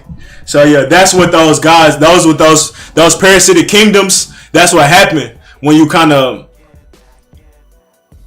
either participate in them or even focus your energy on them. Like I don't want to debate with them niggas no more, or the niggas that's talking about changing that shit. If a nigga trying to change poverty, you can have it. Hell yeah, facts. If a nigga trying to change poverty, I'm not gonna stop you, bro. But look what happened to Jesus. Look what happened to Martin Luther King. Look what happened to Malcolm X. Look at what Nipsey tried to do when he tried to save the hood. The hood don't want to be saved. Not at this moment. So, what made me say that? Fuck. The gods, oh yeah, I'm not gonna stop them. Like, I be seeing niggas that try to change women. I was at that phase in my life. But women gonna be what they want to be. You just gotta accept that and be your best self, and that'll be the best relationships you can have with women. But you can't change women or expect them to be anything more than what they are. And if you understand women nature, you understand women. Just like if you same with men, women try to change men. You ain't gonna change a man. You can hope to tame him, but that ain't a man because you tamed him. He what do you call it? I ain't saying he not a man. Don't get it twisted. He not, because it's levels to this shit. But he's a modified man, is what I'm trying to say. He's a modified man. He's not living his full energy, and we'll do that. Turn my mic down. Appreciate you. I got my technical expert in the building. I think that's the. Oh, I could cut it. I think I cut it up, my dumb ass. Let me do it on OBS. Yo, yeah, damn, my shit was high. And I be yelling. Yeah, my shit. If I be yelling and my shit. Ew, sorry for y'all ears, man. But yeah, so what I was saying, thinking about those, like people that want to save the world. Like at the end of the day, I'm over it at this point now. Because like I said, you can you look what happened to Martin Luther King. Look what happened to Malcolm X. Look what happened to Nipsey. Look what happened to Jesus. Look at what all these people. Appreciate you, bro. And then same for look at women that try to change men. Those be the women that get hurt the most. Look at men that try to change women. Those be the men that get hurt the most. Or expect women to be something different than they are. At the end of the day, a woman gonna be a woman. Same for a man. Like a man gonna be a man at the end of the day. Like, and I'm not saying just on a straight sexual level. I'm just saying like they try to modify. They call it just the level of what toxic masculinity is, like mansplaining and shit. It's so many different modifications they want to add onto a man, but they'll never be satisfied because a man supposed to be a man, and we're gonna do what we want. We're gonna do us. And same for women. But I look at that with so many things. When I see people getting these debates on how we could change this and how we can change that, I'm leaving it alone. For entertainment purposes, I can do it. For information purposes, I can do it. But for actual putting my energy in trying to talk about really trying to change that shit ain't gonna get changed. This shit ain't gonna get changed. Because like I said, it's a space for everything, and it's gonna always be a space for that shit. There's always gonna be a space. So that's what the Bible meant when it says gonna always be poverty. There's gonna always be a space for poverty exists. Because there's a space for everything. That's just how big space is. Space is infinite. So there's room for everything. So yeah, I'm not getting caught up in trying to change this world no more. Like that's like look at it like trying to change somebody from being a Trump voter to a Biden voter, or a Biden voter to a Trump voter. How like irrelevant or how pointless that'd be. Cause you just know people are so stuck in their ways. So I look at that the same for people that be stuck in poverty. Like you're gonna be all day trying to be there, trying to help them get out. Because at the end of the day, a lot of people that stuck in poverty haven't got off their own ass and say, fuck it, I'm tired of this shit. I'm sick of this shit. I'm disgusted with this shit. And that's the real shit. But yeah, same with so many other shit. Yeah, I got my shit all twisted up. So I wanted to be a little higher than me. So yeah, that hoe been getting creaky because I be kicking the wires and shit.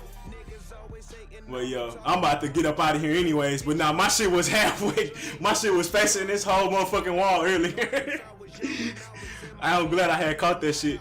But yeah, man, that's what I've been realizing, and that's my whole thing of like, am I selfish for not wanting to change that shit or trying to help change that shit? Nah, because at the end of the day, that shit is like that for a reason, and it's gonna stay that way for the most part.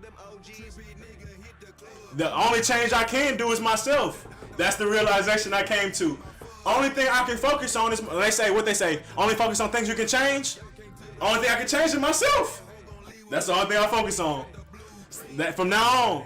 Now, I say I'm aware of other things just because that's just life. You're gonna come across other things. So I'm gonna be able to talk about shit. I ain't gonna just, like, I'm not gonna just know. I'm aware of what happened in the election, but I ain't gonna put my energy and argue with somebody in the election.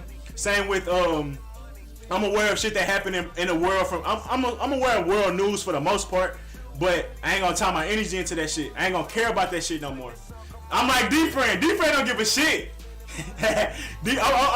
What they say, you live long enough to see yourself turn into a villain. I officially don't give a fuck no more, man. I really don't. And it's not that I don't. It's just that's the best thing for me. That's the best thing for me. Because this world and a lot of those spaces are so toxic. As an empath, you only absorb that shit. And like I say, you don't even want your life to get attracted to that because you already know what comes with those. What type of leech is gonna come with it. There's gonna be a lot of leeches in that type of energy, man. Dealing with them negative spaces. So yeah, like I say, man, I'm trying to think of other things people try to change that just be pointless. What you doing? And them niggas be over there, they be quiet. Try to change comedians, it's like that shit ain't gonna never. Cancel culture, like just dumb shit. Like you see how pointless and irrelevant it is, and how ineffective it really be to the bigger point. People gonna do what they do. People gonna be how they be, bro. And at the end of the day, I just gotta do me. I just gotta do me, bro. And if people having a shitty life, I'm not gonna laugh at them, but I wish them the best. And that's all I can do is wish them the best. I can maybe give them some advice, but if they seeking advice, that's a different story. But at the end of the day, bro,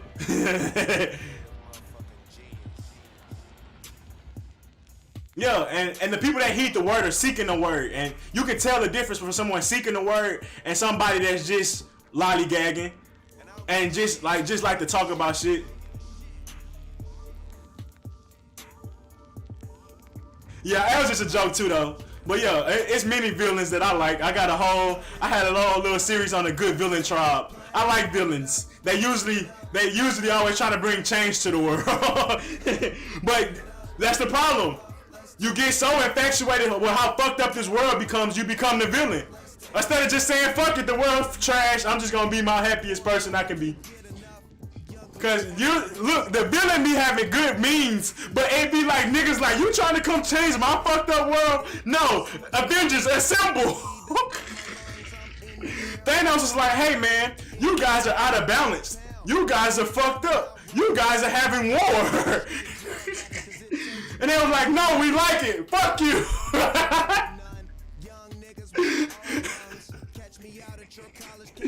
Apocalypse was like, no more superpowers, no more nuclear bombs, no more oppression. Niggas was like, nah, X-Men unite. Fuck that nigga. This shit fucking hilarious. The Joker was like, y'all niggas are bullshit ass niggas. And he was like, everybody's really the villain. He was like, no, we're not. Fuck you. And really, everybody was a villain, though. Don't get it twisted.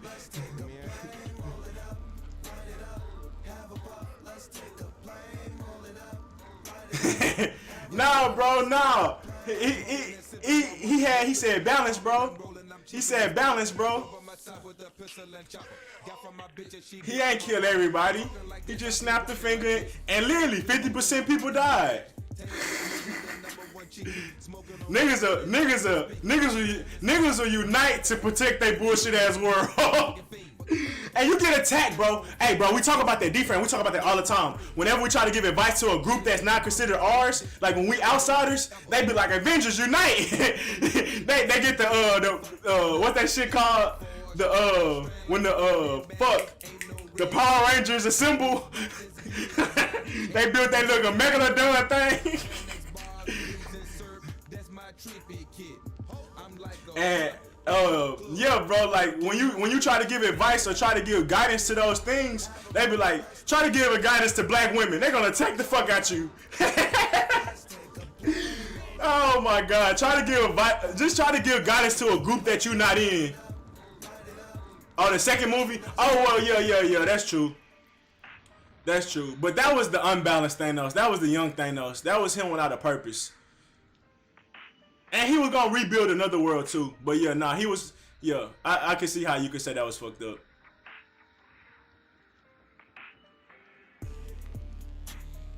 Yeah, I get what he's saying with that, but nah, I can see how they would fight against him for that. Like, regardless, we're getting destroyed. Yeah, niggas be mighty morphin Power Rangers, nigga. They will attack you. Try to give guidance to some liberals. They're gonna attack you. Try to give guidance to Republicans. They're gonna attack you, especially when you're not an insider. And even when you are an insider, if it's not aligned with the core or the status quo that is right now, they're gonna attack. They're gonna kick your ass out. They're gonna be like, nah, you thinking too innovative. That ain't how we thinking right now. And they're gonna kick your ass out. Niggas are hella defensive because it's tribalistic. It go into the tribalistic shit. And if either they're gonna try to suck you in one way or another, or they're gonna kick your ass out, man. That's how those paradigms exist. And I'm over them. Cause either they try to troll you into engagement and get your energy that way, or they try to hurt your feelings and put you down. Either way, I'm like, I'm good. I'm good. Like, literally, bro. They'll either troll you to hurt your feelings and like discredit anything you're saying, or what was the other scenario I said? Or they'll bait you into a conversation to get your energy. But whatever it is, it's just about destroying or gathering your energy one way or another, bro. But yeah, that's what I've been realizing with this shit. Like,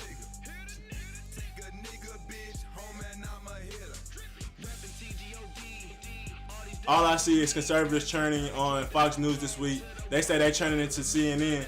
That shit funny. Yeah, but that's what I'm saying. If they not aligned to that kind of speaks to what I'm saying too. If Fox stop aligning to their core views, they like we done with you niggas. Y'all might have been fucking with us, but nah, we got our status quo, and if y'all don't follow that status quo, we gonna find somebody else that do it better. And that's why I'm not fucking with that. I don't want to fuck with them because I already, and that's just me talking about these negative energies. The ones that just like can't be changed or don't want to be changed. Because a lot of times they're not looking for growth. They're not looking for the same goals that I got in my life. So I just try to stay away from them. But it is a few things you can take from them. Don't get it twisted. But it's few and far between.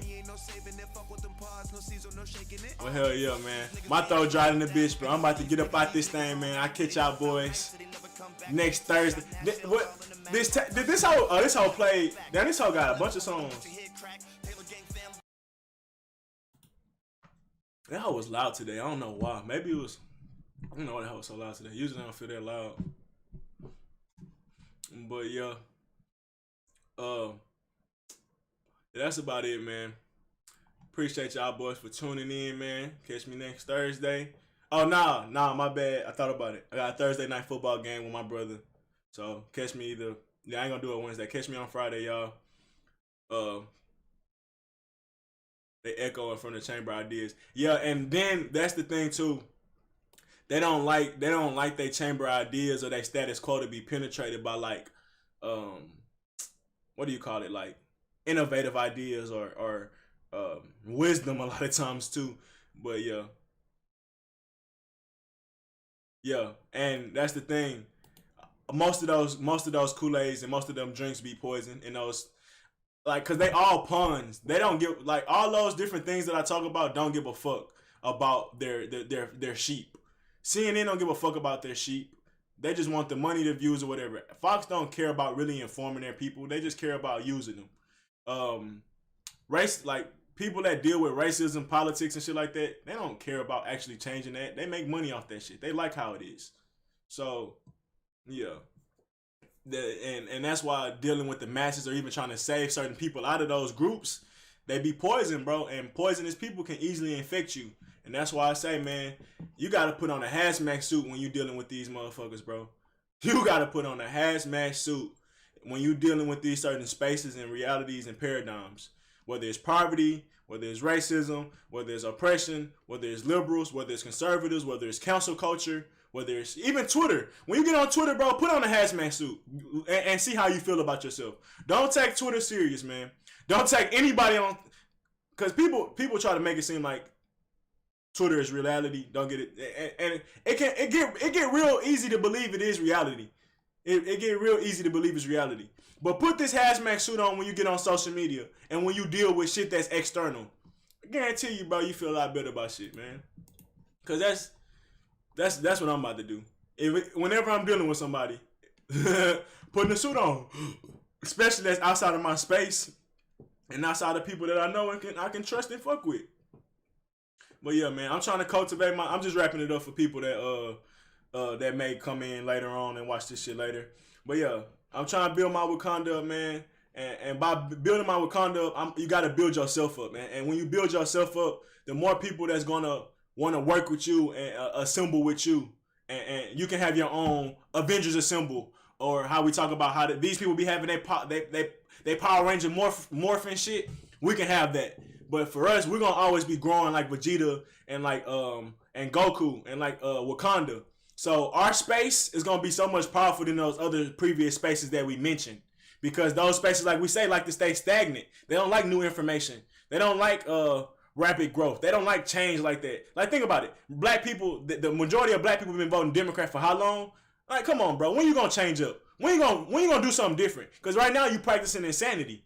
A lot of people practicing insanity, basically.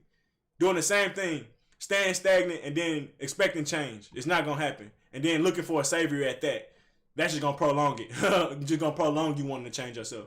So yeah, we build ourselves up and we keep our core principles and keep wanting to change and keep wanting to grow and not getting caught up in how far we came and saying we can keep getting farther. We can keep getting farther. We can keep getting better. Just like Goku and Vegeta. It may sound crazy, but no, it's not. What's really crazy is people that stay stagnant. Like I said, that's really insanity. But they like to say people like Kanye that constantly changing, or people like us that constantly want to do better for ourselves are crazy. A nigga tell you crazy for wanting to build for yourself. That's not crazy, nigga. You crazy for wanting to work for somebody that shit ain't guaranteed either. For the reason, why you think your shit guaranteed? Like, nigga, what? That's insane too. Well, that's insane. I ain't gonna say too, because that's implying I said my shit insane. But yeah, we gotta build our kingdom up, and when we build our kingdom up, it's gonna attract other powerful people. It's gonna attract other powerful people, and if those people are aligned to our core beliefs and our core, our school spirit or our kingdom spirit, we can work with them. But if they don't align with our spirit and they have a parasitic spirit or a stagnant spirit or a leeching type spirit, which is parasitic, we not fucking with them. And it's because, like, that's the thing. We can be different. It ain't about being different. It's about you being stagnant. We don't have to. We don't gotta be the same color. We don't have to be. You can be police, and you could be for instance, in this reality, it ain't about them being the cops or we being black. If we really trying to create change, it's gonna have to come from both sides regardless. So it's not about the different tribes, I should say, or the different gangs or cults. It's about the theme. Are our goals similar? Cops don't have any wish to change their power paradigm. And most black people are not trying to get enough power to even be able to say, I'm good enough to not even worry about cops, in a sense. So that paradigm keeps staying a problem. But ultimately, if both those people are looking to change each other, those two relationships can flourish. We can use cops like they're supposed to be used to protect and serve, and they can help guide and protect us. But until then, that relationship don't work. So it's not about, it ain't about, oh, we only fuck with people that's in our tribe. No, it could be other tribes, but if they have to be similar to our tribe. They have to resonate with our tribe. If they don't, adios. And kick rocks. And you don't want to war with us, because we not even on war with y'all, bro. Y'all not even worth warring with. So we not working with y'all. And if y'all can't take that, do not invade us, because if you invade us, you will be holed. You will be holed. Think about when they tried to invade the Alamo. They killed so many people because the fortress was, even the only reason they even got got in because of the Alamo walls was weak. Imagine if the Alamo walls were strong, they might have scaved them niggas off completely. So when you put yourself in a corner, in a sense, it's not always bad. If you look at the 48 laws of power or the art of war, the worst type of enemy is the one that's corners in a wall or back against the wall. So if you put yourself in the corner and people start trying to invade you, if you got your shit together, bro, it's gonna be pretty hard to invade. It's gonna be pretty hard to invade because, like I said, you basically get impenetrable. And the smaller you are, sometimes the more lethal you are. Think about the Roman 300s. It was hard to invade them because their placement of their civilization, as well as them being a small little niche little thing, and their culture that they were able to cultivate was so powerful that it was hard to even defeat that small army that they had. And that was only if they had their politics and shit together, they would have sent more than 300 people out there. And imagine if they would have sent more than 300 people out there. Imagine if they would have had 1,000 Spartans. They would have defeated all them niggas. So it ain't like you need the masses of numbers. You just need your shit together, and then it'll be pretty hard to defeat you. Think about Thanos when they came to Wakanda. They came up with a certain strategy. They let them in one way and just start picking them off that way, and they end up winning that way. So it's ways. Like, a lot of people be like, man, I want to be as big as possible. What about just being small niche and just being efficient? Because when you're small, you're efficient. The problem with big civilizations, they're not as efficient over time because there's so much.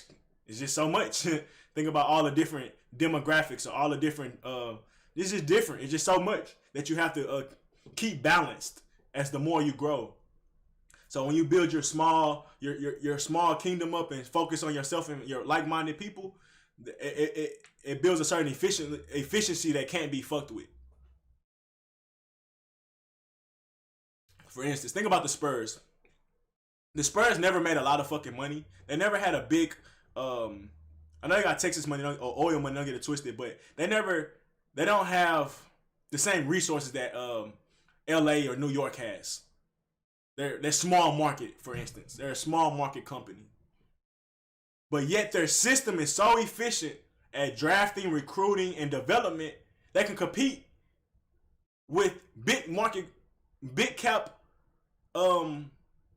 markets. It's the same type of shit. You can be a small cap market, but long as you're efficient and stick to and stay focused, bro, you can be just as dominant. And yeah, that's how I look at that shit. So it ain't always about getting the numbers. We always talk about the only reason we want to change the masses or change the poverty because that's the only way we think we can win. That's not the way to win. It's 1% that rule this world right now. If we build up a Wakanda, that 1% is enough to change the world. Because they be like, damn, these people living like that? Oh, no, we ain't living good enough. We got to get like Wakanda. And people start aspiring to be like us. And once people start aspiring to be like us, we can start lending a hand. But until then, I ain't putting my hand out. I need a little inspiration from you before I start helping you. Because niggas let you become a crutch, goddammit. They'll let you become a crutch. But look at it. This bullshit, oh, no, I think this is actually like the metaphorical, I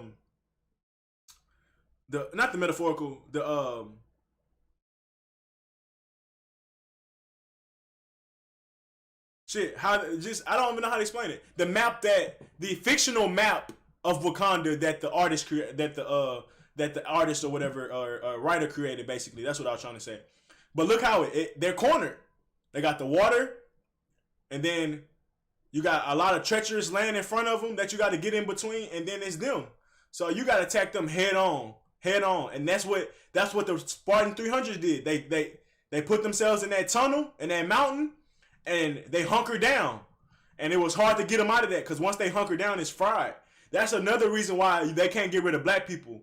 We hunkered down in the hoods, and our numbers just kept repopulating. But it was better for them because we were hunkered down in where they put us. But even then, it still got out of control because we hunkered down, and their attacks only last so long because we were hunkered down even in our hoods. So that's why you get diamonds out of the rough in the hoods, because you still get a chance to cultivate yourself out of this shit. But in a sense, another reason I'm gonna say this shit. I said I'm about to get out of here, but my mind started going. One Johnny shit. Man, that nigga be so busy. So I don't know. And maybe when I can get some gas to start going out there, because I know he not gonna be able to come see me all the time. So yeah. When we it's logistics at this point. Yeah, and that's just mixed with our phase of our life. So it's how we know how that is. So yeah, and then me and K Ray, I motherfucking we made a podcast the other day, and I fucking deleted it. So yeah, frustrated with that shit. So yeah, that was supposed to be all. We supposed to be on the second and supposed to be making a third one this week. But I might try to knock out 2 podcasts with her because we're only trying to do 30 minutes to an hour, and it ain't like we be chilling, so we can just it ain't like we ain't got all the time in the world. But yeah. I was thinking something else about hunkering down. Hunkering down. Oh, but that's why they kind of want to group us up, and that was a big part of the when the Oregon Trails and like the Native American Removal Act and shit like that, when they was moving natives and minorities.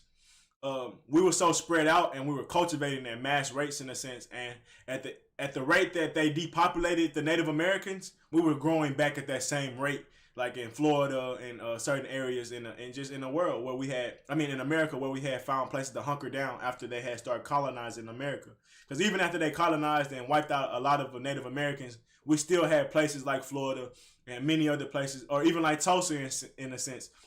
But many examples of those where we hunkered down and started building ourselves up. But the problem is they came and destroyed it before we got to build ourselves up strong enough to stop them from getting in.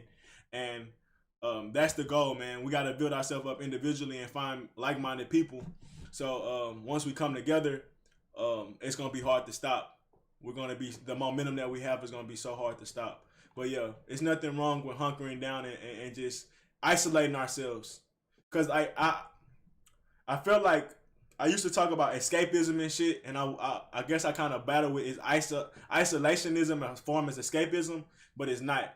And my friends always be like, "Why you just don't go live in the forest, or why you just don't go, why you just don't just go escape from society? Because that's still you now you gotta deal with animalistic natures more than society, and that's even taking a step back if we being honest. If you understand spirituality, but even past that, that's not what I want out of life. I still want to be around people. I just want to be around like-minded people, and I know it's people like that. So that's what's frustrating. Like I don't want to just give up and think like, oh, I'm gonna be lonely the rest of my life. I know it's not. I know that's not the case. So I want to find people that's like me. I want to build together, and then we can isolate and have our world and build communities and families together. And yeah, like we see it, like many little groups of black people buying 50 acres of land together and shit like that. That's what I'm trying to get to, where we all got our money stacked up and we can buy certain acres of land, and we can have an application process that if a person got a certain level of business going, a certain level of money they making, a certain level of revenue, what do they call those communities? It's it start with it's like a word community. Not advantageous. What part I sound like you? I wonder. I've been on a rant. What is that shit? It's something with a community, but it's affluent community. That's basically what I want to build. So it's not that I just want to be by myself. I want to have an affluent community. I want to have an application process that allow other people of influence or even potential influence, even if you're on a probationary period where, hey, we'll give you a year to 2 years to come cultivate, and we're not going to tax you like that because we see your potential. Because we got land, we got resources, but you got to, like I said, you got to have potential. You got to show you working for yourself. But then that's also going to be a testament to what level we're at that moment if we're willing to do that. But I want to build myself up to where I can start attracting other people to want to build with me, and then we build our own community. And whether I don't give a fuck if it's in America or in Africa, because no matter where you build it, I'm trying to build us up where we're so powerful. No matter where we're at, the adversity that's around it, we're going to be able to outweigh it or beat it, because that's the type of people that's going to be around me. I already can beat any adversity around me. The only reason that it takes me to beat certain adversity is a lack of resources. So once I build my resources up, and then I start finding other people that can beat adversity easy as well, and they got their resources up, we're gonna be what do they call it? That type of think group or think community gonna be so lethal. We ain't gotta worry about no problems. I mean, we not worry, but we're gonna be able to fix any problem because we're a solution-based community. So that's where I want to get. People always ask me, "What's my goal?" This is my goal. It's taking me a while to actualize it and focus it in because I still wasn't spiritually understanding is isolation the right thing to do. Because like I felt like isolation is wrong, like saying fuck everybody, and that's what Killmonger problem was. That's why Killmonger hated Wakanda. I get it. I get you, Killmonger. But at the end of the day, Killmonger, bro, Wakanda had to do what it had to do. And you being emotional as well. You being emotional as well. Killmonger was emotional and erratic. Not that he wasn't wrong, but he didn't build himself up. He was a slave throughout society. He worked for other people. He was abused and traumatized. And he became the villain over time because he never could get rid of that pain. He never could distance himself away from that pain. He never gathered enough resources to build himself up and to be comfortable in life. So he over time he gained resentment. And I know his father died early, but even then he never gained the resources to learn how everything happens for a reason. Whether it was wisdom or whatever, it don't always gotta be money. He just never gathered the resources to not have that resentment. So I don't say that Killmonger was wrong, but Killmonger versus Black Panther, or I forgot his real name, was my battle that I was having with myself. Do I isolate or do I try to save these people that's out here fucked up? Because think about it. Black people problem is the lack of resources. So if you give them weapons, that's not the right resource. That type of resources is gonna add to their demise. So if you give them guns and shit, oh well, I guess he was like, well but they don't know who their enemy is. So that's the problem with Killmonger problem. When I finally diagnosed it and break it down, I always knew he had flaws in this argument, but I got the essence and energy from it, which I was supposed to do because I'm a leader or whatever, not some follower. Or I ain't just about to go shoot up no motherfucker. I got control. So I could deal with Killmonger rage and energy, unlike some other people that may take that resentment and then just can't deal with it in a sense. But Killmonger problem is the people in the hood don't know who their enemy is. Most people in the hood think the enemy is another person that look like them. So when you gave them those powerful weapons, they would have just destroyed themselves faster. That's the main problem with Killmonger. Well, Killmonger thesis or plight or solution in a sense. So also his solutions wasn't that great as well. That's another reason he wouldn't have been able to fit inside of our affluent kingdom. So, deleting podcasts. Yeah. Yeah, man. Bro, anybody that handles the content goes through that struggle. You just was the person that deal with the content, deal with the technicality part. So you always feel like it was your fault. But that's just the odds that that's how the odds play out when you the technical person. Like every once in a while something gonna get deleted. It's gonna be a malfunction or whatever. I was just listening to Joe Budden podcast. Them niggas they ain't had no volume for like 5 minutes or like 8 minutes, and I had to keep skipping through that shit. Like and niggas gonna look at the tech dude like, why you ain't check the shit? And it's like, man, bro, it's probably a glitch in the system or some shit. Well, yeah, that's just that. So yeah, now I gotta bear that shit because even with Johnny and K-Ray, them niggas not gonna handle that shit. I'm gonna have to handle all that shit. So yeah, I gotta be conscious and aware of that shit because I'm not used to it.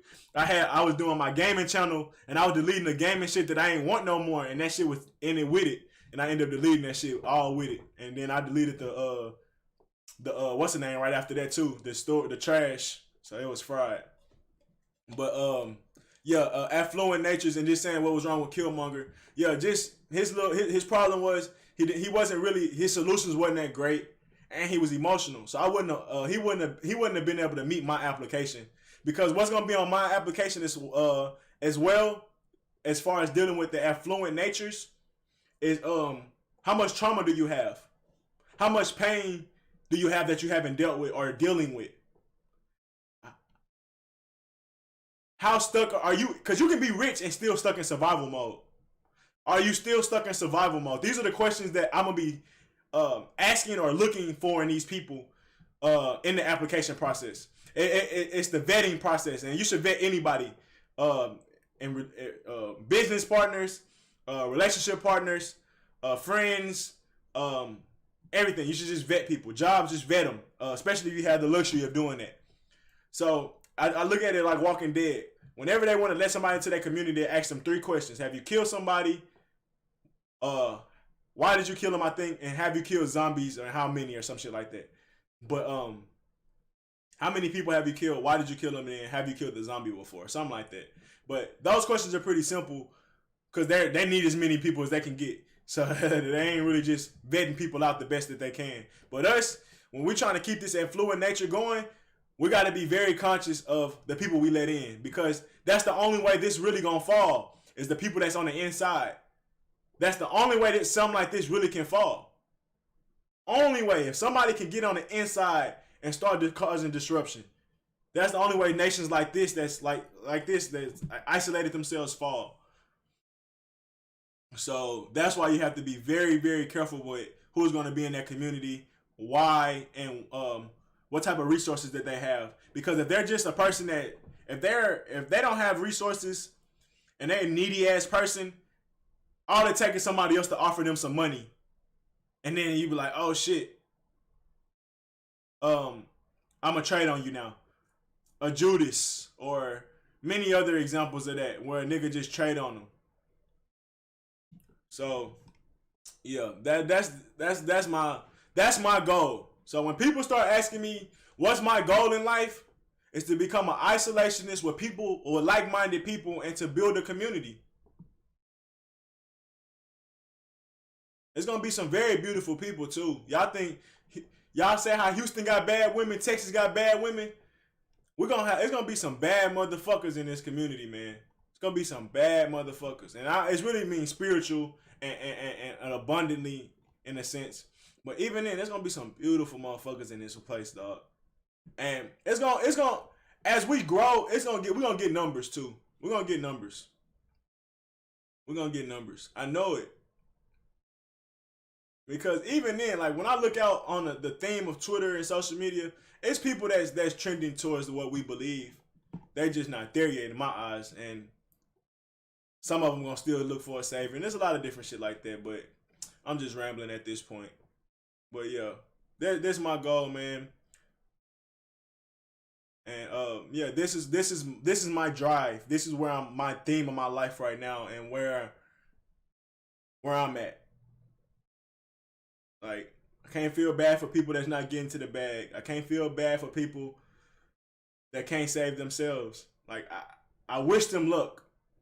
And when I say feel bad, I still feel bad for them. But I can't take on that actual energy and that weight of feeling bad, because it's easy for an empath to do that. Oh, my gaming channel, Emerald Gamer. Yeah, I made a few videos. Me and Najee got a game on there, 2 games on there. When he came over, we played 2K5 and we played Blitz. And then I'm doing a franchise rebuild with the Texans on 2K5. That whole hard, bro. Like, it's a great game, but it's also difficult to play because that whole heavily simulated. Like, it's a real simulation. So I'm debating, do I want to keep playing that hoe or switch to NCAA? But I think I'm gonna at least play that hoe for one more season. I just might not put all the games up there, because I already deleted some games. Because I went through that phase of like, bro, do I want to keep putting this shit up? I started losing some games. Niggas start getting frustrated. I'm like, man, fuck this shit, man. This team sucks. The Texans fucking suck, dog. I fucking hate that team. I'm like, I might go play with Michael Vick or some shit and rebuild the Michael Vick. I got you. I'm gonna do it after this. But yeah, I was in this hoe for 2 hours and I said 45 minutes, but the conversation was too good to stop, man. It was too good to stop, bro. I appreciate you, yo, well. D-Fran, when you ain't busy tomorrow, if you ain't busy, bro, we gotta get this podcast knocked out. I know we be busy in this hoe. It's a lot going on in this phase of our life. Trying to gather these resources, man.